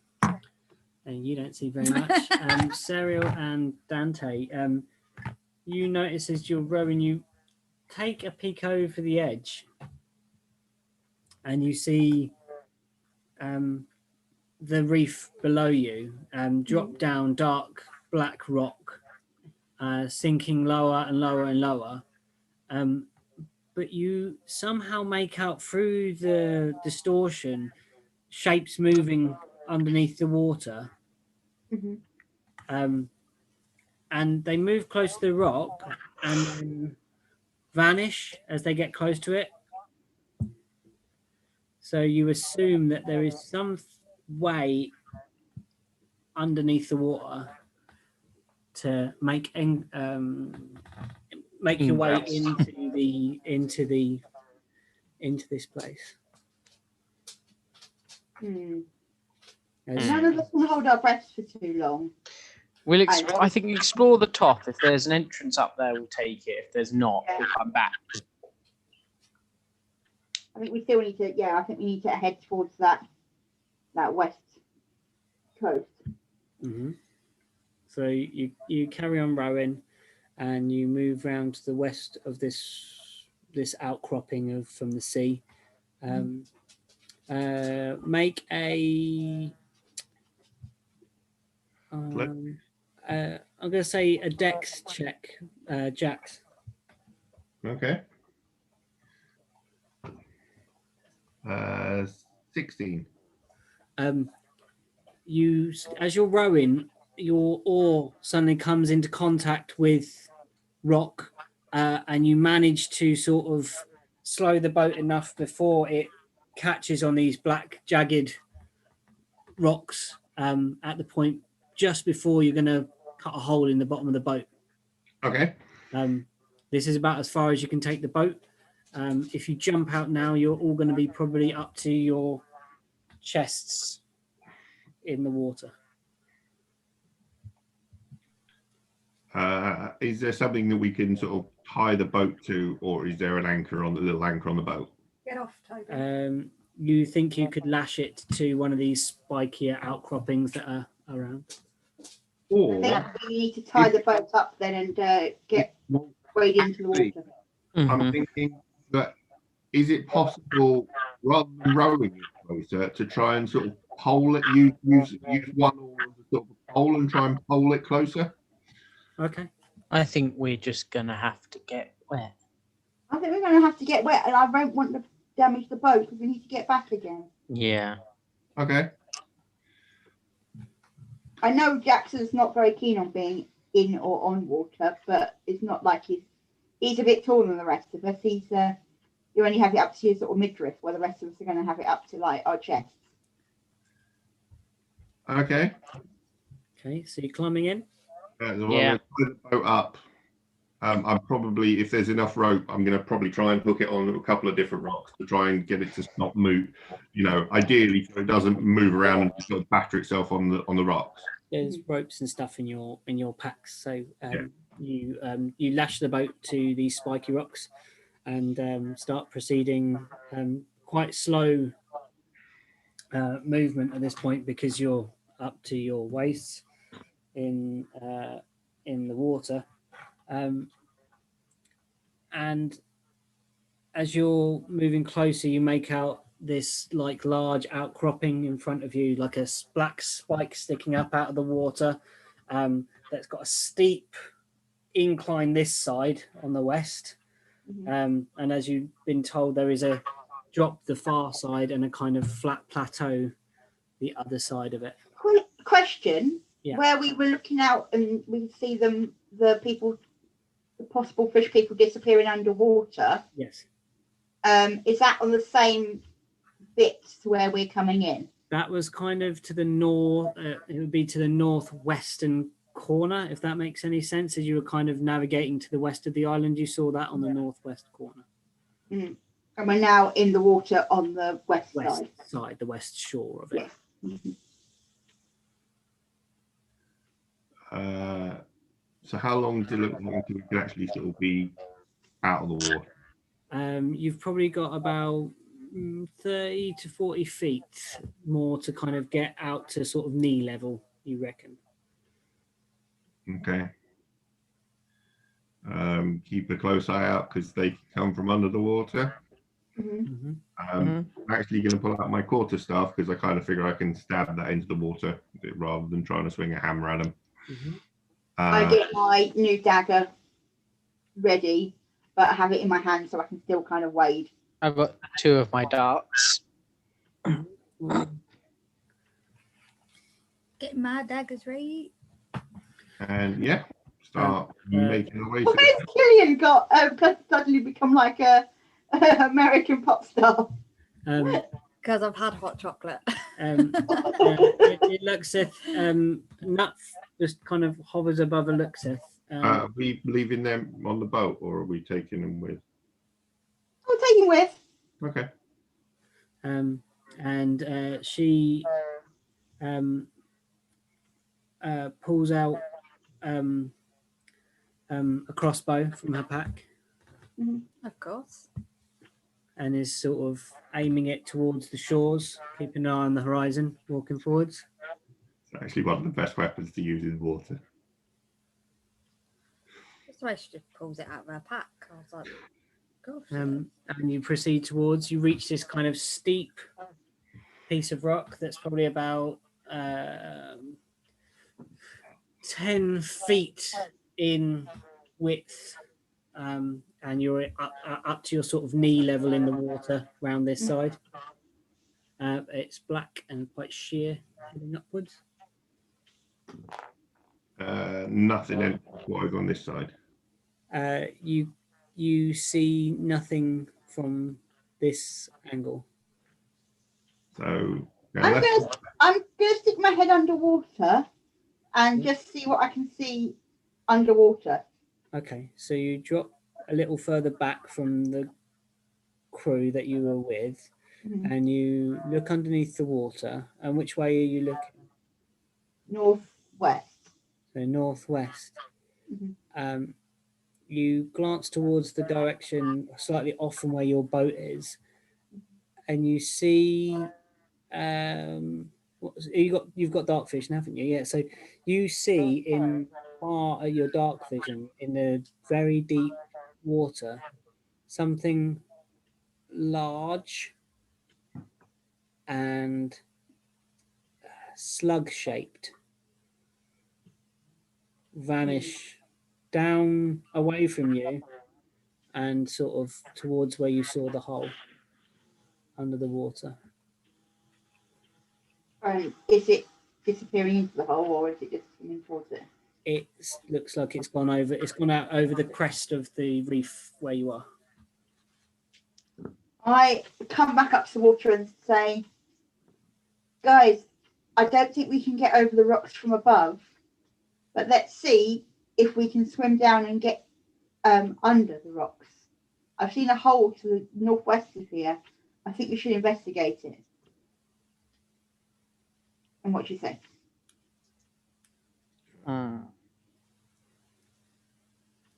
Are we sure we can't climb it? You've got it's 10 foot round. You're on a shallow bit right now. You've only looked at one side of this. The 10-foot diameter, sorry, or width as you're looking at it. This kind of spire that goes up into a jagged peak. I'm going to walk 10 feet to the left. And you look round and you see this sort of shallow. It levels out onto shallower water. A little bit of the black rock is now sticking above the water, like a flat plateau of rock there. This is where you presume there was a guard or guards. I sort of beckon for people to come. Okay. Okay. I reluctantly go and follow Dante, although I very much prefer to go under the water. But I reluctantly go and head over towards the plateau. Okay. I think I sort of mutter, I think we should kill this guard before he spots our boat and warns people. Just as you mention that, you hear a sound. It sounds like someone blowing through a conch shell. I think they found us. We should have gone underwater. And then we'd be dead because we can't swim and they can. I can swim. You can No, swim. you can't. You can't swim. You have very no far. swim speed. You can swim without a swim speed. Yeah, you just. But we're not getting very far. No. Yeah, you're just at half movement. Yeah, you're at half movement, very slow, very. And They would run rings around us, and they can breathe underwater, and we can't. Yeah. Mhm. So you are now sort of around the corner, and you're peering around, and you see no one on the beach, no one on the shallows, and you're kind of cresting around the circumference of this black spire. They may have just seen the boat. Yeah. True, but how did they see the boat? It's like only a quarter of a mile that way, and it. No, I mean, so they're underwater. The underwater ones wouldn't be able to see the boat. So someone up here has seen it and blown that horn. That's how we heard it. But where's he stood? Because we can't see him. Further around. Unless it was the slug thing that Sariel saw under the water that went and warned Could them. be. Well, I'm all for getting out onto the plateau a bit, so I'm gonna start heading that way. Yeah. And hope we'll see someone. Yeah. Like, You head onto this level of black rock, and as you're looking towards the east, you see nothing. As you turn around and look back towards the spire of rock that you were kind of making round its circumference behind you, as it sticks out that way. It's very steep that way, and it's quite as steep this way. But on this side, there is a cleft in this rock. I'll move towards the cleft. Yeah, let's do that. I will switch the board staff out for them all. Okay. Elixith just trains her bow, and she goes. She says to Nut, "Go ahead. Tell us what you see." So it flies forwards, can fly 30 feet, flies forwards and flies back from the cleft in the rock, and she holds out a piece of parchment and does the same thing with a piece of coal, and it writes rock pool. Entrance from above. Imagine. Exit from below. They're coming up from the water up onto the coral from the rock pool. Then where are they all?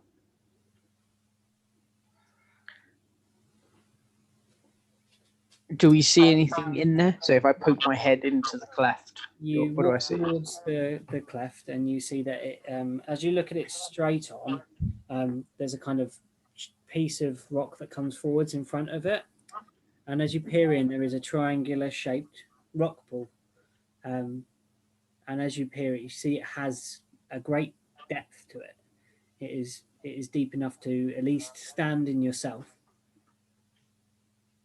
I head over towards the rock pool to go and stand in it. And you climb in. Hmm. You climb in, and as you drop underneath the water, you see that there is a tunnel underneath the water. Is there any air for us to breathe, or will we have to swim underwater? You cannot make out that there is any air. You see that the water level is as high as the tunnel. Right. We don't know how far it goes, so I don't know whether that's an entrance for us to go in because we can't breathe. You can hold your breath somewhat as a character. I go in and I offer to swim 15 feet. Mhm. And then if I haven't found any exits or breathable bits, I'll turn back because that's as far as I can go. But I'll be invisible the whole time, so no fucker can see me. Okay. That sounds like a plan. I'm going to do that. They may not be able to see him, but they'll be able to feel him. If They they're could probably feel me, yeah, but they might give me a little bit of a chance. If Yeah. someone just swims past or looks down a pool or something, they might just see a ripple. You duck under, and you start swimming along. The passage is reasonably wide, probably two bodies swimming on sort of parallel could get along inside this passageway. And you get to 15 feet, which is where you know you can only move to and swim back. And get back. Yeah. And you do see slightly further along that there is a change in the color of the water. You can see light further along. This tunnel's quite dark inside the black rock, but you do see light further ahead. I swim back and I inform the others that at 15 feet I wasn't out, but probably, what was it, another 10 feet? Probably you've just 5 to 10 feet, somewhere in the range. Another 5-10 feet in front, the water became light. It looks like there might be a way out. Okay, can we all hold our breath 25 foot? You will have to make some con checks if you decide to swim that far. Unless you can think of a way to... Alexa says...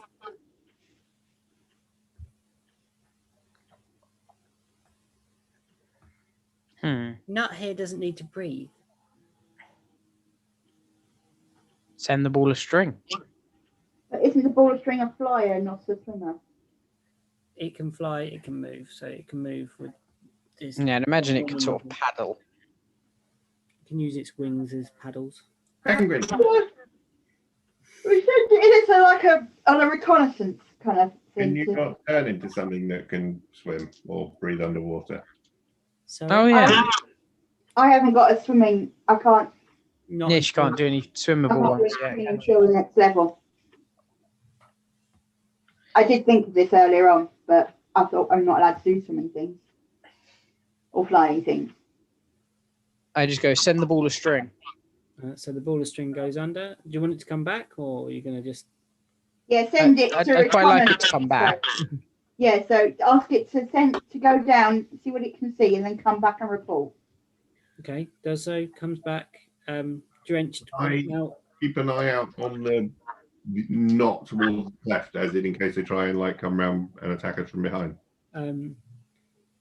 There's a heavy plop as he drops under the water and comes back. He's waterlogged now, so it's a lot heavier than it was before, and is struggling even more so to fly. But still managed it somehow. Writes on the paper, cavern, fire, torches, gate. Is the gate up or down? Down. so can't get into the cavern. Well, we'd have to go through the gate. Does the gate block us from getting into the cavern, or can we be out of the water at the gate? And stand around. Can stand it right. I say we do that and then have a look at maybe wrenching the gate up if we can, or getting something to flip a lever. Maybe there, Sarah will be able to use something like a cat or something to get on the other side and flip the levers or whatever it is that lets the gate open. I'm assuming if it's a gate, it's got holes in it. If it's anything that I can get my teeth into, then I could be the panther again, I guess. Well, you could become something small, get through and turn back when you're on the other side. If Right. you- As like a rat, you mean? Yeah, like if there's just small holes, you could slide through, turn back, open the gate, and then we all walk through. It doesn't have to be something she's seen. Yeah, she would have seen snakes in her life. At She's a least druid in the forest. She would have seen snakes and things like So, that.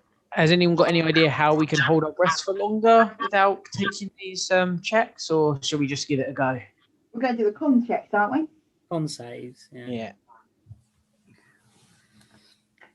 Dante can't think of anything, so Well, what was the thing that was meant to boost my con save? how far is it? about 25 feet. So we can do that in a round. Maybe just what? Be just over a round because it's 15 Okay. feet per round. 15 as a move and dash as an action. Oh yeah. So we can could do it. 30 foot, so we can do that in a round. Yeah. So we do that in hold 6 our breath for seconds. 6 seconds. If you dash it, yeah.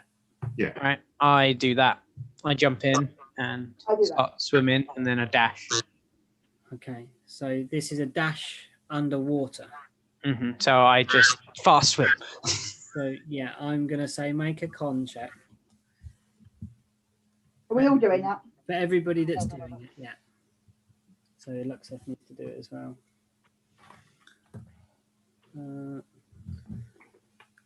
And Lou gets an advantage, doesn't she? Yeah, you get to roll twice, Lou, Because Okay. of the tea. because you've had a magic tea.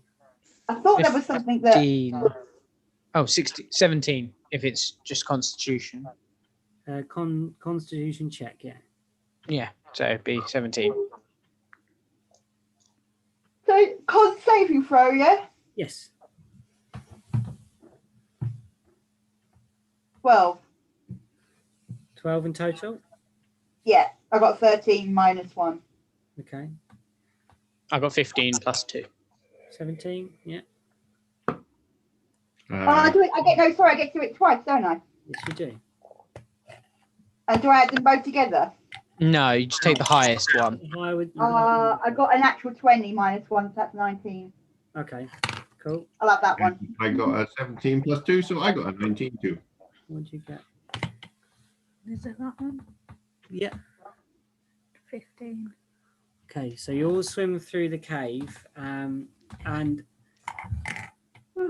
at the back of the pack were Luxeth and Killian. And as you were climbing out, they were the last ones to be able to get their way out of the cave and go at the breath as they come above the water. What about Charles? Where's Charles? Charles, you left back on the boat because you could only. Charles is still So circling. it's fun. He's still flying in the air. We need some sort of method of writing to him in the air or talking to him. Charles Message spell.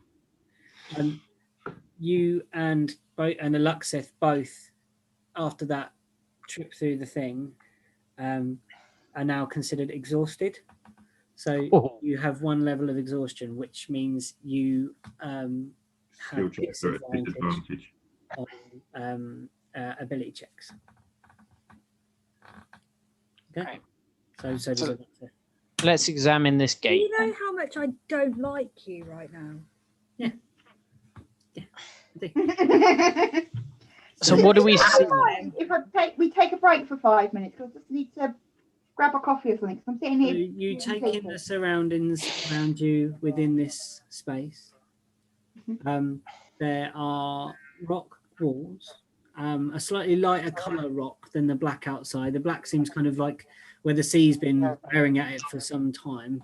These rocks are brown, and there is a torch on a wall next to what appears to be a sort of trellis type gate that is almost like a portcullis, but made out of wood and sorry. Lou asked if we could have a break so she could go make a coffee. Oh, sorry. Do you want a tea break? Sorry, Yeah. a real life tea break. Of course, yeah. Go. Sorry. I was just like, I thought you meant as characters. Yeah, of course. Tea. Sorry. I was like, yeah, there you go. So the room you are in is a bare rock walls, sort of ruddy brownish stone, and there is a reinforced wooden portcullis type device that has been lowered down. Behind that, there is a sturdy looking door. How big is the room? Sorry? How big is the room? The room is about sort of 30 feet in diameter. It's circular. And the pool takes up, the pool that you've climbed out of takes up a good sort of 5 to 10 feet of that in one side. Okay. Is there anything in the room that could be a trap or a danger to us or anything like that? Make any perception check. Have a good look round. Oh, God. Can I do that as well? Just one for a Who's start. got the exhaustion? Yeah, you've got the exhaustion. So maybe someone who's not exhausted should do. I've got +5 on perception. Maybe that's. Yeah, you do it. Okay. So Killian suggests that you look for traps. Yeah. Okay. Okay, Killian. Thank you for reminding me I had the exhaustion. That could have ended badly.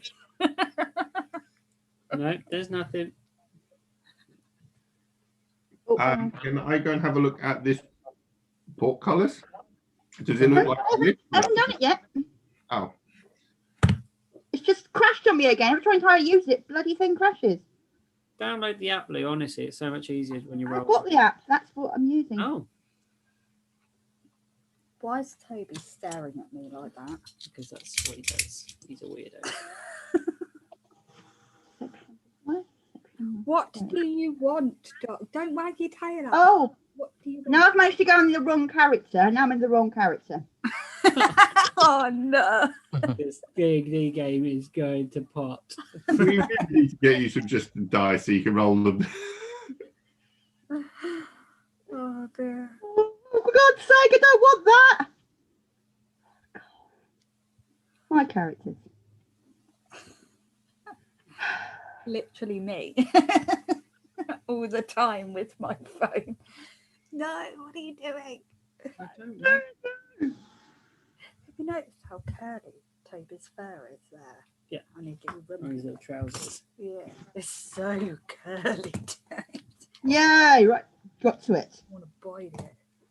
11 after all that. 11. You look round. You see that there is some sort of like a plate or something sticking out from the wall that doesn't look like the rest of the rock. From this Think distance, that might just be a- looking at it, you have no idea whether it's a trap or what it is. I think that might be something. I'm going to pick the torch up off the wall. Yeah. You take Anything Does happens. somebody else want to do an investigation of that, maybe? I was going to poke it with the torch, but yeah, I can. I can investigate it instead. go over and investigate it. Toby, stop.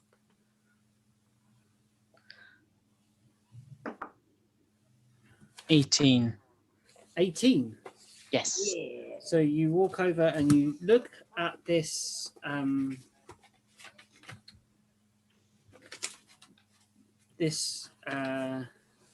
Oh, can I look? and you see the top of the Oh, rock looks like that. They're Like holes what? that go in. Okay. Sorry, what do they look like? so it could be spears that come out of one side of the rock and shoot into the other side of the rock. They are pointing upwards. There's like a flat panel like a little piece that juts out, and those holes are in it. How big are the holes? Varying sizes in rows. But something could come down. The holes are pointing up towards the ceiling. I look at the ceiling directly above. The ceiling is solid rock. So I poke it with the torch, but far enough away so only the butt of the torch is over it. What the little plate that these Yeah. holes are in. I poke the plate. You poke it with a torch. You see that the as the torch moves over it, you see that the holes go down and come to a point inside, and they look well worn. I still think something's going to come down into the hole. I put the torch back and I get a handful of water from the pool and I drop it into the holes. The holes fill with water, and the water just sits in these holes. Yeah, they didn't do what I thought it was going to do. Oh well. Anything else? Any ideas? do we have to put something in? We probably need to put something in it, but I don't know what it is. So I tried the water. It didn't work. Yeah, that's what I was just thinking. Do we have to put something in the holes. How would you test it? Think about how you can test that theory. What about your little daggers or those little darts, maybe? No, I was thinking. I doubt that's going to do it, but I suppose I could. Well, I pull out one of the cobalt daggers that I've still got and jam it in one of the holes and quickly let go. There's 3 sets of holes in 3 rows. The dagger fits in the larger of the holes. There's 4 in a row. Three rows of things with the holes in. The dagger fits in the largest of the holes, and there is a slight click. We have to put our weapons in them.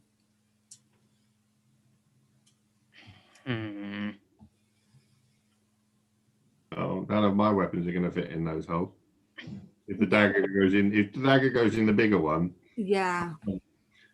Are we Make working? a wisdom check, Killian, because you're thinking about this in the right sort of way.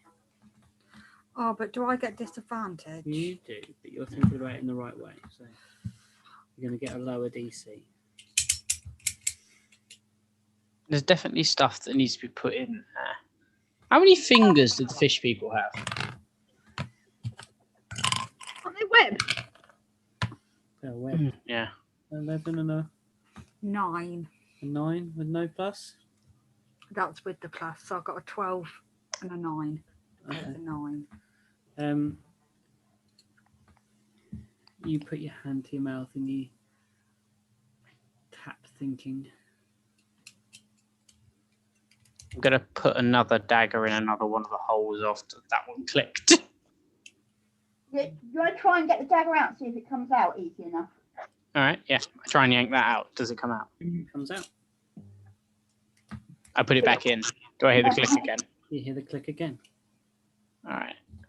I try all 4 holes with the same dagger. It goes click, click, click, click, click, click, click, click. Okay, I get one of the daggers that Dante gave me and put it in one of the other holes. Click. What other weapons do we got? I've got plenty, so I take 2 darts and put them in the 2 middle ones. They don't make the right click. They slide down. They don't click. I take them back out. Do So we the need darts- actual daggers. Do the darts fit in any of the other holes? Yeah, do the darts fit in any of the other holes? They look like they would probably fit in the smallest of the holes. The smallest. All right, I put 4 darts in the 4 small holes. There is a click, and the gate behind the portcullis becomes ajar. Okay. So big one's portcullis, little one's gate. What the fuck does the middle one do? And what fits in there?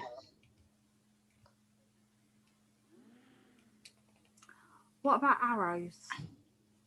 Do any of us have any arrows? I'd put an arrow in them. I'd try and put an arrow in the middle one. bow and arrow. What's her name? I've got loads. Yeah, okay, you put an arrow, you put 4 arrows in to the 4 holes. Do they fit in the middle one? They fit, they click, but it's like the lock's already been undone. Okay. Okay. Has anyone got another dagger or 2? I do. I do. So we can both put a dagger in each. You put them into the 4 big holes, and the combination, the lock's already been undone. Right. So we've unlocked the door. You need to get past the portcullis. If we pull up all of the stuff all the weapons we put in, what happens? The gate doesn't shut again. Cool. So we All right, take I put all my weapons back. Yeah. And I look at Jax and go, "Isn't getting through wooden things your specialty?" I will always go and have a look at it.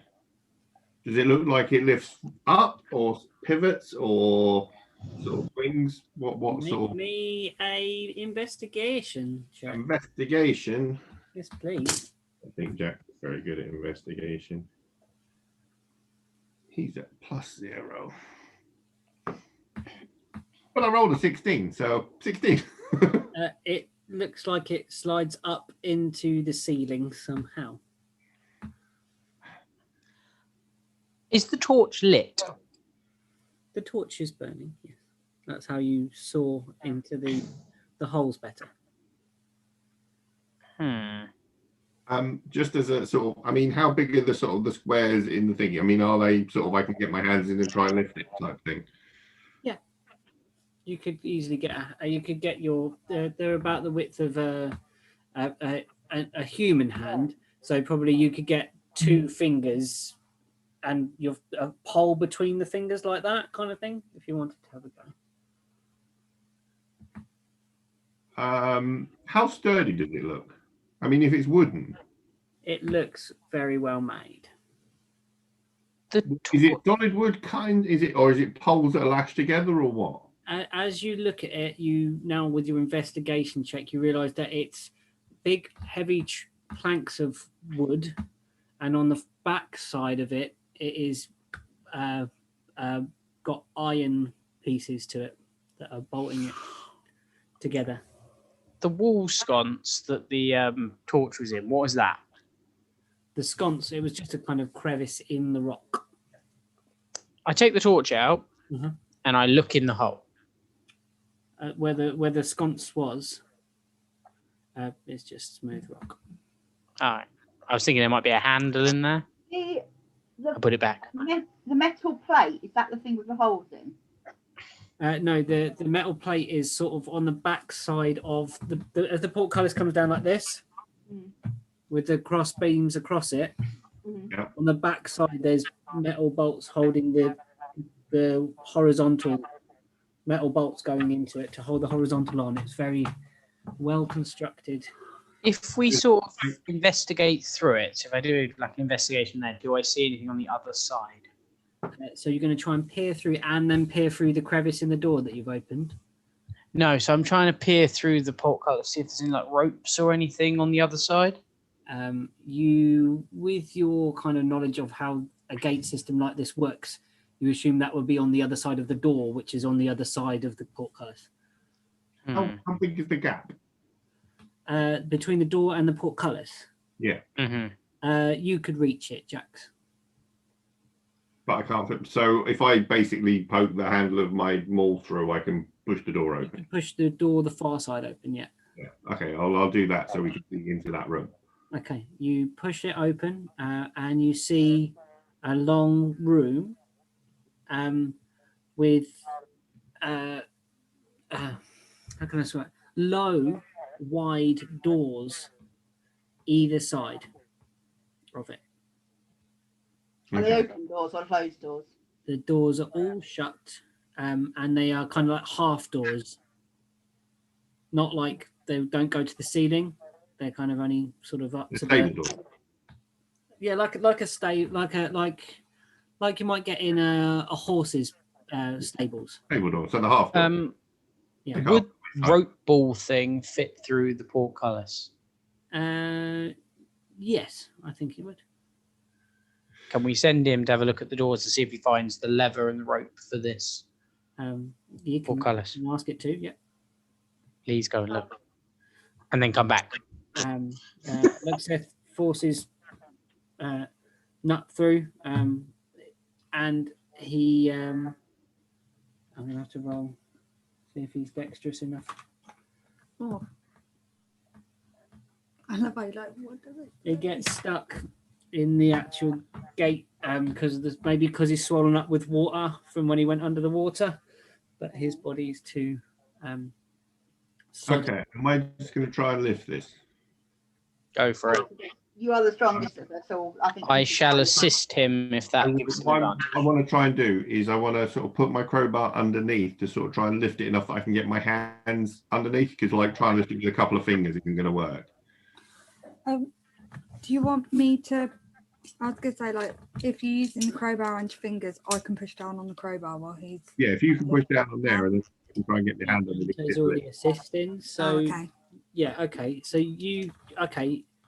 Dante. So Jackson, you make your strength with advantage with the assist from Dante. You make a strength to see if you can hold it open with disadvantage with the crowbar. Sorry. Well, I rolled 14 and that 20, so 23. So I'm making a strength. Yeah. You're making a strength, yeah. Right. 23. So the gate moves up a modicum, enough to get the crowbar beneath. Oh, I was doing it the other way. I was going to use the crowbar to make a gap. Oh, Get my okay. hands in. So is Killian going to try and hold it open then? I don't know. Well, I don't know quite what. Yeah. I mean, what I figured is if you put the crowbar in, lift it enough that I could then get my fingers under, then I can lift. Okay. Is so what I was thinking. So it comes up, and now you've got to do it. You've got to be quick enough to get your hands underneath while it's lifted. I'm guessing Dante's helping you with that. Okay, make another strength then, a standard strength to lift it. Just a normal strength. Yeah. I rolled a 17, so 20. So you managed to get it some way up. Is it enough that these guys can sort of scoot past me underneath it? Yeah, you've got it to sort of your hip level, but it is very, very heavy. Yeah, underneath. I Quick. duck under and go under. You can duck Yeah, I go under with him. You might want to try and wedge something in it. It looks. Well, what I was going to do is see if I can find the lever. If I run ahead, see if I can find the lever for it to hold it. Okay. You run into. So I go through the door. Make a perception.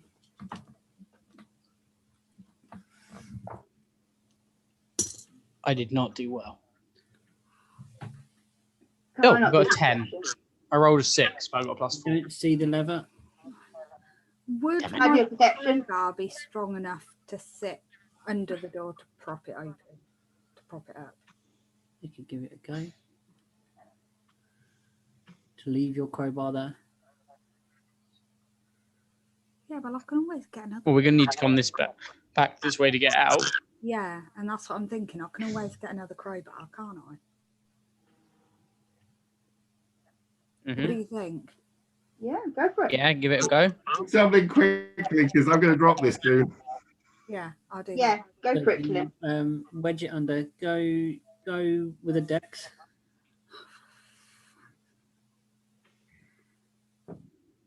With this. Can't I hand it to somebody else and ask them to do it? Because Yeah. I'm going to be shit. You at can this do 'cause as I'm much as you exhausted. like. It's Dungeons and Dragons. Role play it. Tell them what you're doing. Saying, I'm Right, feeling so- exhausted. Who's got the better decks? I did, but I'm on the other side of the door. Yeah, so's Killian. Killian's your side of it. Oh, okay. I grab it off of her and try and shove it under. Yeah. Why does he keep calling me a her? Sorry, I didn't. I just. Oh yeah, I did. You just Yeah, said sorry. I'll grab it off her. I'm like, wait, Steve. Because you're a her, and so I just forget. I've got Dex +2, if that's any help. Mine's +3, Yeah. and I rolled a 19. Yes. So it's fine. So, So, you wedge it underneath, and 21. it feels like it's going to hold. Yeah, sort of lower it down onto that and see. Yeah, with the combined strength of Jax and a high dex score of Dante, you managed to wedge this crowbar under. You managed to take crowbar out of your inventory. as it's now not with you. Yeah, you duck under into this room, and you. I'm going to, assuming, have to sort of commando crawl underneath. Yeah, you managed to get under just about.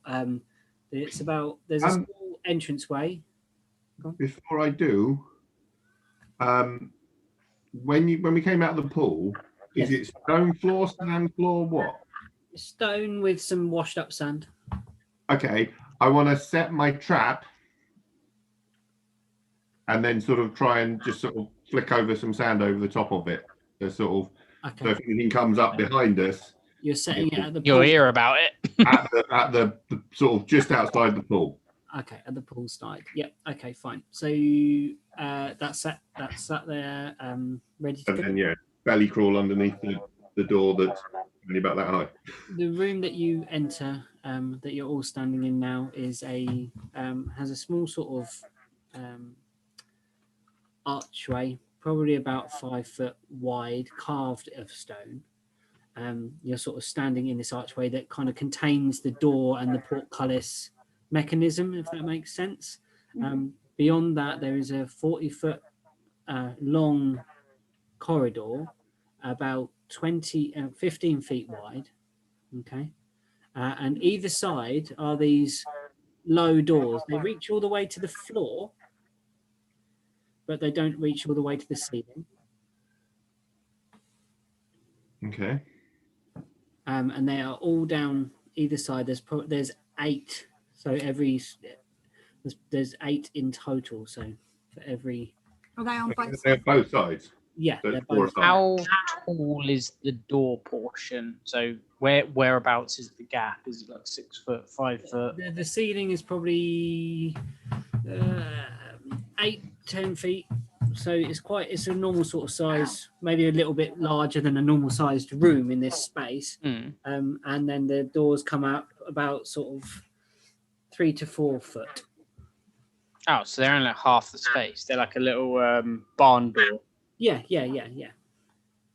Before we worry about, has anyone had a look to see if there's like any footprints or, because they're going to be, anything that's come through is going to be marching sand and stuff through there.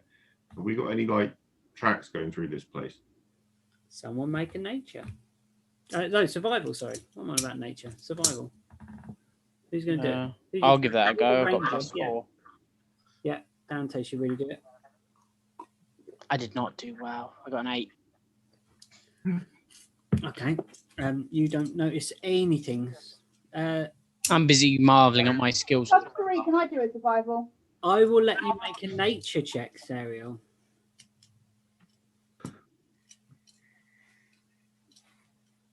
10. 10. You are not attuned to this underwater environment.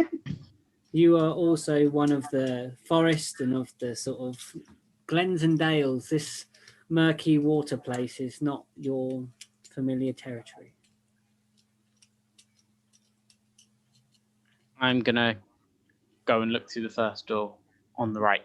On the right. You look over this small... Are you going to do it stealthily? Yeah. Technically, you're always stealth unless otherwise.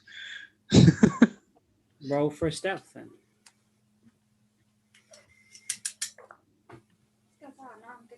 $15. Okay. Yeah. So meh. I rolled a 10, but I've got +5.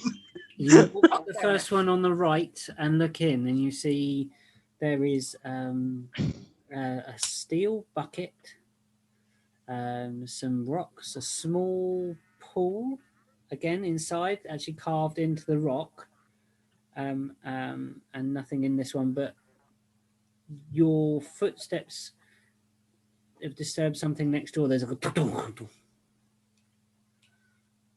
on the door next to you, or on the kind of dividing panel between the 2 pens. I pull out 2 darts and I just slowly lean around. I turn invisible and slowly lean around the thing. Okay, as you peer around invisibly, you see a gigantic slug. I just sort of go I do that thing where you look at that and go, okay. Just come back, walk back to the others and go, there's a huge slug. Right. So basically, we've got to battle some sea slugs. Oh, can't you just like sort of poke it with a torch? Don't they just burn? How big is it? I'm gonna look around the side. Whoa. I have a bag of salt, just so you know. He does. Brilliant. I think it'd be a really good I've never idea. seen a giant sea slug, so I was going to poke my head round the corner and sort of have a look at a giant sea slug. I mean, are we talking, We're talking rideable. I reckon Jackson kicks the door down of the next pen, and Killian throws salt at it. The fact he just said It's rideable makes me sure. think this is their stables. We've just arrived in their stable. That's what I'm thinking too. Yeah. Which means we probably don't need to kill the giant slugs. Because they could be our ride out of here. And also, when Serial went down under the water, She saw a giant slug. And It there's a was a missing big- one that black slug. And if you're in one of the stables, then there's one missing. So that must have been the one. Serial, can you turn into a giant sea slug? You are? I'll check to see if giant sea slugs are on animals I can turn into. Am I right? What? I would presume so, but presuming never works well in D&D. I know, especially when it's in. Well, is it a beast? Then, well, it depends massively on if it has a swim speed or anything. It is a beast, and it is out of the challenge rating, I'm afraid. I wanted to be a giant sea slug and join the fleet. You could be maybe a little sea slug. Now you've seen Hey, it. sea slug. You can be a little sea slug. You can't be a big one. I'm all for just leaving these things here and Yeah. killing the fishy people. I think mainly we need to go and find Sharkface and smash him in. Yeah, because we. That's a good heard call. it. Are we definitely sure they're just all the sea slugs and not anything else down here? This is it. With that. Well, we need to check all the rest of them, but so far. Yeah, we disturbed it, but it's not a threat to us. Well, it obviously can't get over the thing. Yeah, it's not a danger to us in any way. So I think, yeah. If it does attack, though, I have salt. Okay. I see no reason to try and It's kill sea it. slug, so he swims around in salty water. True. I can turn it to ice shards and attack Ice- it. Icy salt. You can turn it into icy daggers of salt and throw the icy salty daggers at it. Exactly.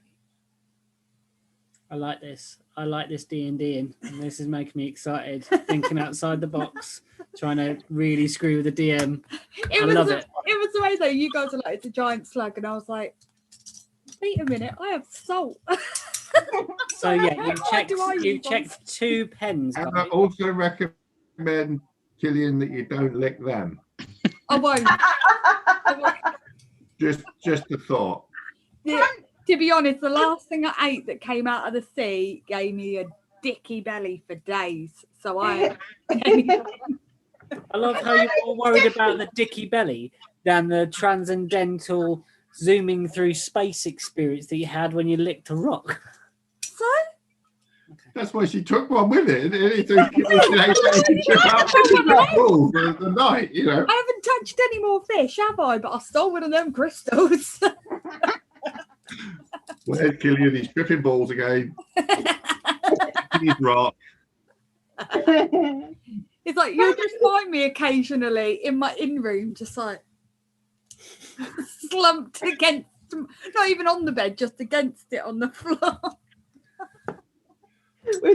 with your new staff, with your rocking to one side. So are we just going to work on out, check all the stables and leave them be as long as they're closed? Yeah. I think I think we should do it stealthily rather than as just normal. Okay, so who's going to check out the other pens? Because Dante's a bit stompy at the moment. Yeah, well, because I'm taller, I don't actually need to get as close. I want to be a little sea slug and turn into a little sea slug, and I'm going to go through and check each pen. Okay, I'm going to make you have like HP of like 2 then. And yeah, you're on a wet terrain, so I'm saying you can move 10 feet. So after some very, very long time of you guys standing perfectly still, watching a slug career around the floor into and out of each pen in succession, the slug makes its way back to you and its little antenna look up at you, and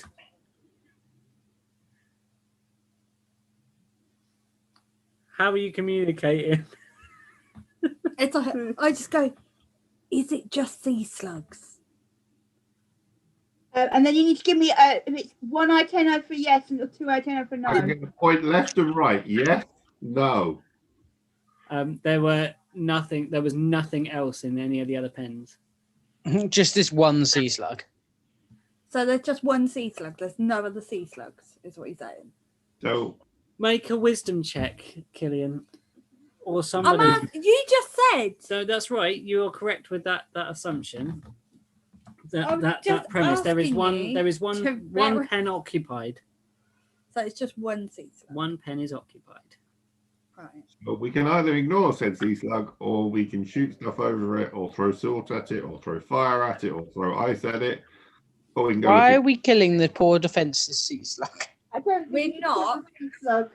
If it's a threat to us, we have a way to defeat it. Just pour the salt on it. Handling, can I not like make it my friend, and then we can use it to get the fuck out of here later? Wow. You're a small slug, sea slug. You think you can go and talk to it? Yeah. You know, I can. Never mind. Go on, what was that? Go I was on. like, instead of wasting an entire Wild shape. wild shape, I do have the spell speak with animals. Yeah, but she's already wild shaped into a I'm slug. already a slug. Okay. Continue to be a slug. Are you climb up the gate? Are you going in there? Oh, I'm not Sorry? going in there. Is Serial going in there? Serial the slug going in there? Cereal the slug is going. Cereal the slug. That needs to be the next thing you draw. Cereal. I am going to be on the other side of the door, and I am just waiting for the big slug to squash the little slug. So I would like to then be able to reach in and try and grab a cereal as quickly as possible. Okay. A cereal, the little slug, is going to try and use animal handling to go and talk to the not animal handling, the talk to animals to talk to You the can't big slug. cast as a slug. Sorry. You So can't you cast can as a try slug. animal handling as a You skill. can try animal handling as an animal and try and see if you can tame the slug. Can I try animal handling as an As animal? a slug. Yes, you can. That's an ability, not a spell. That's what I meant. Does she have a bonus for the fact she's the same creature? Yeah. Yeah, she does. I rolled a 21. What bonus do I get as the same thing? I was just going to say that. What did you roll? 20. 21. Yeah, you're in full like you're Slug mode. yeah. Basically, you kind of Morse coded to this slug, and you get the sense that this slug is a docile sort of creature. Like, will go wherever it is led, or guided, or ridden if well fed. If well fed, what do sea slugs eat? Smaller sea slugs. What do you? Yeah, anything really. Lots of things. Do I still have that half a fish? Probably, knowing you.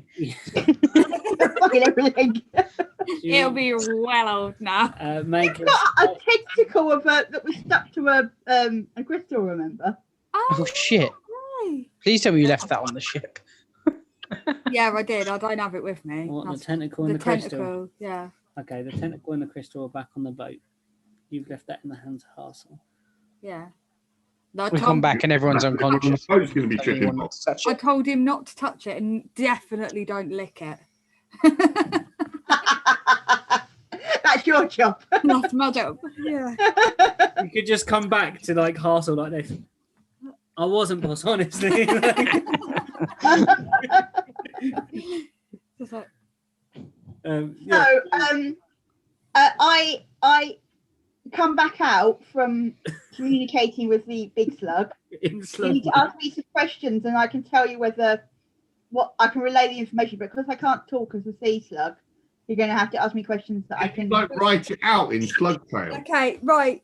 So Immediately. Hold on, wait. No, listen, they've got a method. okay, got We're gonna write it out in slug slime on the floor. okay. What are you writing? I'm writing very slowly because I'm a slug. Oh God. So you've broken into this underwater cave, forced the gate open, set off the alarms, and now you're watching a slug Right on the floor. slowly write words. Slowly write. Small words. Friendly. Help us. That's what I'm going to write. Yes, we need help. Okay, make a dex check. What, me? Ariel. Because you're not looking down, you've got to kind of be dexterous enough as a slug. What's this? What's a slug's dex? I'm going to say a -2. Wait.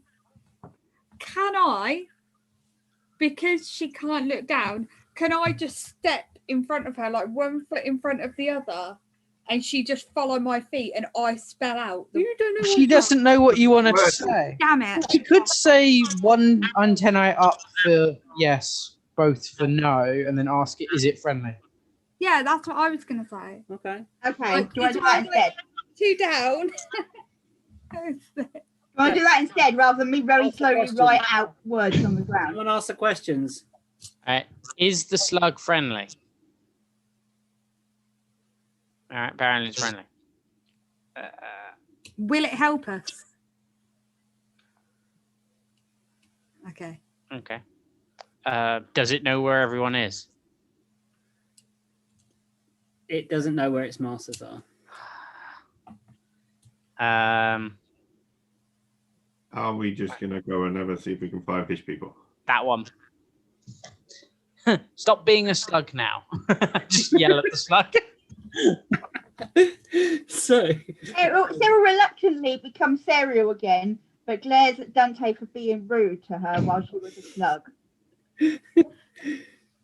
the slug understand. above behind the panel door, where you've turned back into your elven form, you are standing near that side, and all of a sudden you feel like a slimy eye come out and kind of grip round your arm, and it kind of is motioning Serial that it wants you to sort of pet it.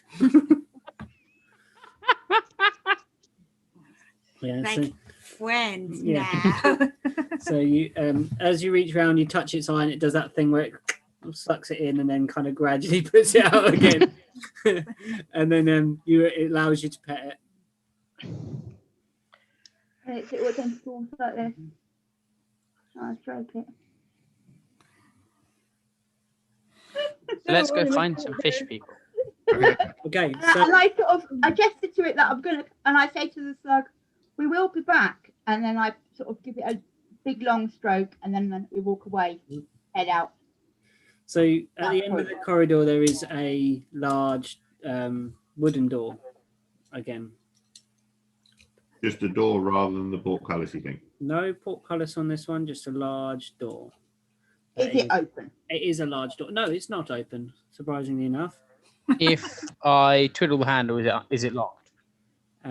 You turn the handle on it, it does not budge. Put Do we your see ear up any- against it. Can you hear anything on the other side? I do that. You listen to the door and make a perception check. Downtown. I was going to say, I'm not doing it. I suggested it. I You are didn't do a well. woman of ideas rather than woman of doing. You don't hear anything. I'm still exhausted, so I'm useless. Can I do a perception check too? I go, guys, I can't hear anything. Can you not have that knife aiming in my direction, please? Sure. It's a bit scary. Is there any like sort of window or they quite often have a little slot type thing in the doors and things like that. Make an investigation, Jackson. I did. I rolled a 13 for perception. You make out the sound of something moving beyond the door. I got 10 on investigate. It is a door that appears to be locked. It is a door. It is a door. You can see it's a door. It is a locked door. Did I work out whether or not it's a push or a pull door? You believe it pushes. That's the way it gives when you put some weight on it. I think we need to either make a forced entry and just charge in there, we can hear people beyond there, or we try and enter in a stealthily way. But I think the only way of doing that is to get Dante to be invisible and quietly try and like pick the lock with something. We don't have any thieves' tools. We have the little cobalt knives. Can we not use those to pick the lock? Try and use a dart, but I don't think it's going to work. They would be you might get them in the lock if there was a lock. There isn't a lock. No. So it's probably barred from the other side then. Is there anything? Is there anything on the wall around it? Yeah, I was going to say, is there anything around where we are? Like, are we in a room, did you say? You're in like a long corridor. The pens are either side. There's a wooden door in front of you. Right, is there anything around the door that we have to, like, put our weapons into, put a torch into, like, anything like that? Make a perception with disadvantage. Why is it when I'm disadvantaged, I have all the... Good ideas. Like, what? Wait. Serial, check around to see if there's anything around the door Okay. that may help with opening it. Jackson and Dante do it too. Matt, they could do. They've already done some. They could do some They investigation. investigate that. We were checking out I the door. got 22. It's fine. Okay. Yeah. So Sarah, you look around, and next to this door, you see a large lever. Do we pull the lever? pull it. Jackson said he's the kind of guy that would hit the red button. Jackson. So Matt's the kind of guy that hits the red button. Pull it. Actually, I would suggest we arm ourselves all with our weapons ready. Dante steps back, pulls out an arrow, pull the lever. We all get our weapons. So I've got my dagger in one hand and my scimitar in the other hand. Is the lever go up or down? It pulls down. Wait. Pull. If I'm the disadvantaged one right now. It's only on ability checks. On ability not checks, so on not Oh, it's attack, not on things attack. like that. No, Anything- not an oh, attack, that's just all right. ability. So it's I was like, gonna say, do you want me to pull it? a skill check. Right. On one level of exhaustion, it's only on abilities, and Oh. it gets worse as you get more exhausted. Well, how exhausted am I? Just one level, One so point. you're just a disadvantage. It's like 6 levels. Admittedly, at level 6 you die. Yeah, level 6 you die. Thanks. How do I get not exhausted? Have a long rest. Long rest, or I don't know if it's long or short, but it's definitely take a rest of some description. I'd say a short Bloody would hell. hold off going up a level of exhaustion, kind of thing. But like, yeah, okay. Very. Basically, night sleep. Anyway, pull the lever. So, okay, I would like to use my maul and sort of hook the head of it over the lever and push down with that. Okay, you do so, and the portcullis that was previously being held up by a crowbar, you hear dong dong, and the crowbar falls to the floor and the portcullis goes up. Okay. Do you want to go and get your crowbar? Yeah. You want to get your crowbar? Yeah. You want to get your crowbar? If I walk into one of the stalls where there's no slug and I stick my head in the pool, what do I see? You pop your head under the water and you are disgusted and pull your head out immediately as you are confronted with slug feces. Brilliant. Is his face all covered in slug feces? You've got someone you Little bit. Oh no, you're invisible. We can't see it. Little bit on the lip. Wait, is he? Can we see the outline of his face, or No, like where the slug feces is, even though he's invisible? Yeah, you're still invisible, so yeah, you've just like there is like This floating slug shit. You just see me really sad walk towards the big pool that an we used to exotic get in. face mask. Stick my head in of there. slug, yeah, like the most expensive face mask of slug feces proceeds towards you. I get very upset, walk towards the big pool we used to get in and duck my head in it. Yeah, it comes off quite well. You are And now, I'll tell him it'll be good for your skin. It's fine. you saying that to now an empty space. So are we trying to break the door? Kick the door? Knock on the door? I come back and I go, Did I break see the damn anything door. else? When I did my perception of 22, did I see anything else apart from a lever? You saw the lever for this door, and you kind of pushed on the door, and you believe that this door is barred from the other side. Right. So I just look at Jax and go, smash. Smash, smash, smash. Jackson smash. Smash, smash, smash, smash, smash, smash, smash, smash, smash, smash. Can you actually see the bar through the gap? If you push on it, and Sarah looks through, you see that there is a bar across.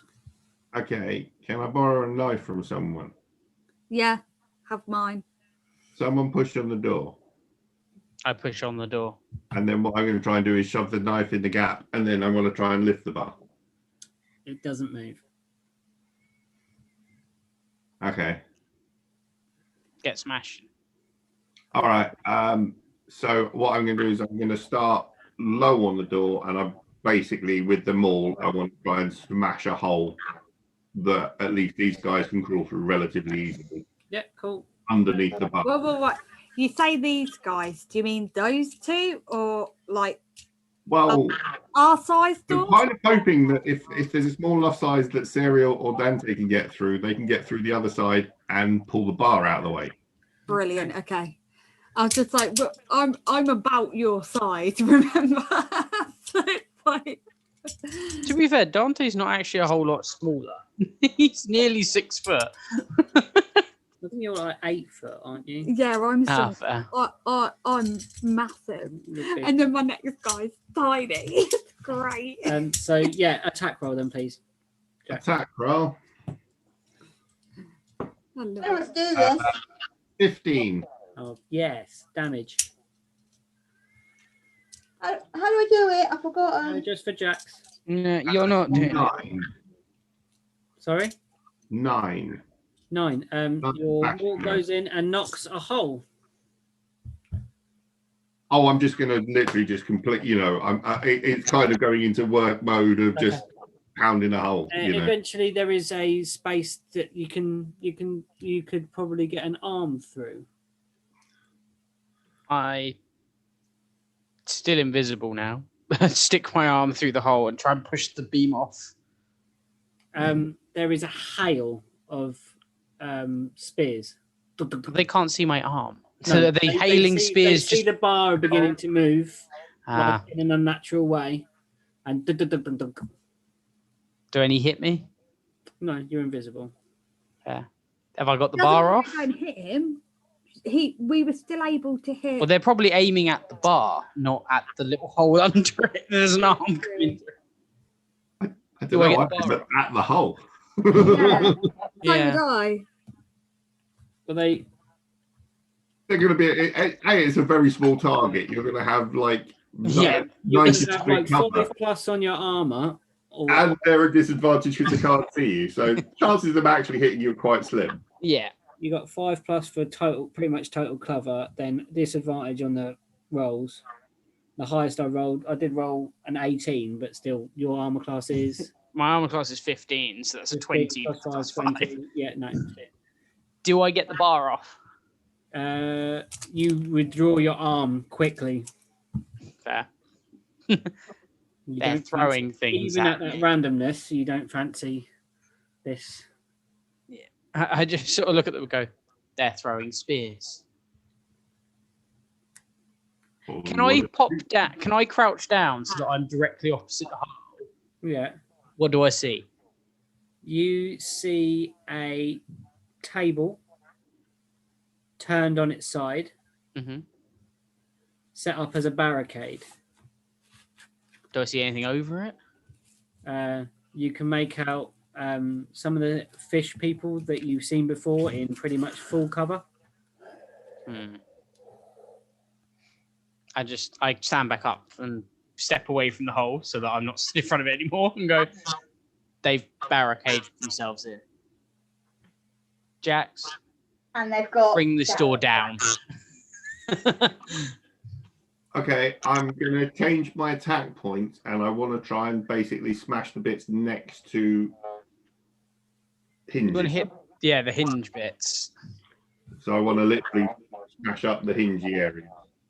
I was going to say, is there any way we can take the door off and kind of use it as a shield to block the four of us? Well, if he manages to get the hinges, yeah. you should be able to Yeah. pick it up Is that how we'd do it? and move it. Yeah, so bash the actual hinges off rather than the door off. Yeah. Okay, cool. Yeah, I'm going to say you... Because I'm thinking, if they've got the table as a barricade, like they're behind the table using that as a barricade. Do you want me to take pot shots through the How hole you you like made? do your icy thing through the thingy or shoot fire through the little hole? I can take a pot shot through the hole Yeah, every so often so they sort of keep their heads down while you work. Could I do breath weapon through the hole? Is the hole big enough for me to do breath weapon through? Oh God, stick your face in there. The guys are in pretty much complete cover. You could aim at the table. I probably wouldn't waste your breath weapon on that. Would it be sufficient if I fire the odd arrow through to stop them throwing things at us? I think that would distract them and they would probably be in cover, yes. I'll do that. While Jackson works away. So, yeah, Jackson... Stop them throwing things, getting a lucky shot through the hole into Jax's knee. Yeah, after a few minutes, after this kind of distraction technique, the left door, the door that you weren't knocking a hole in before, you knocked a hole in the right-hand door before, the left-hand door, the hinge comes out of the rock that is formed into. Okay. This just says I could aim it. Sorry, Yeah. I'm just. If you could aim it kind of at the table and the surrounding. Door up at the bottom, Jax. Could you each creature in the area? flip it? So now it's only got one hinge. If it rolls up, it could roll straight over the bar. Around it. Does that make sense? Sorry, I think I know what you mean, but I think it's probably going to be easier to smash out the other hinge. Yeah, just mash it. And then the thing will just be free floating. okay. Yeah, Hold let me on. just be able to move it. You use your just size and shape. Cold range area. Is this cold? I thought breath weapons was a cone of some kind. Yeah, Well, the cones and lines depends on. 15-foot range, but it doesn't. That's the range, how far it goes, but it doesn't tell you what shape it makes. I'm pretty sure it will tell you on the race. Cone, It'll be a yeah. cone. So it's like that. But if they're in cover, it goes onto the. It would hit the table. It would just first. hit the thing. Yeah, I was just thinking if it could kind of. You were thinking of like a fireball effect where you could drop something on it and it. Yeah, affect or Right, it. it'd like- sweep over. It would hit an area and go like that area. do you Something know what I like mean? fog cloud would reach around, or poison gas. There's a poison gas spell, isn't it? So yeah, as the door comes Sorry. away, Jax, it leans towards you, so it's out Okay. of its hinge completely. All right. So I will sling the maul and try and like pull the door. so it will then leave the open area. So if I pull it to sort of right angles to the other door, Yeah, does that make sense? yeah, 45 to 45 to the other door. Yeah, 90. Yeah, so yeah, right. 90. So yeah, cool. So you got it like that. So we've got a door's width just with a bar across the middle. Yeah. Is Lou fallen asleep? I think she has gone to sleep. Lou! Lou! No, it's all right. I'm not asleep. Oh, we thought you were asleep. It really looked like you were asleep. It did. So yeah, you pull the door open and I get ready to shoot whoever stands up first. you're confronted with this room and Got the hinges off yet? Yeah, the door's I've got a open. door. have to cross. I've opened one Okay. side. I must have dozed off then. I was sort of in the middle. I was like, so we're banging the door. So you pull the door off its hinge, it comes away from the wall, and there is the space now open. Jackson now has the door at 90 degrees. You kind of take cover. Some spears fly through the gap, and you're about to roll for initiative, but that's where we're going to hold. In fact, sorry, can I be just slightly awkward? So where I've got the door there, Yeah. can I now tip it on its side so we get some cover? Yeah. So like it will fill up the hole that I made in the other door, and then hopefully I'm getting lean against the bar. Yeah. To sort of give us Yeah, half. you're making a half barricade in the space where the other door was. Yeah, I've got it. Yeah. No, that's absolutely fine. So at this point, you're about to roll for initiative. You're confronted by a room with a table on its side, several of these creatures that you've seen before. You can see just kind of ducking their heads up above, and that's where we're going to stop for today. And you're going to come back in straight into that battle for the next time, guys. Sounds good. Thanks for playing. Let's stop that. Stop.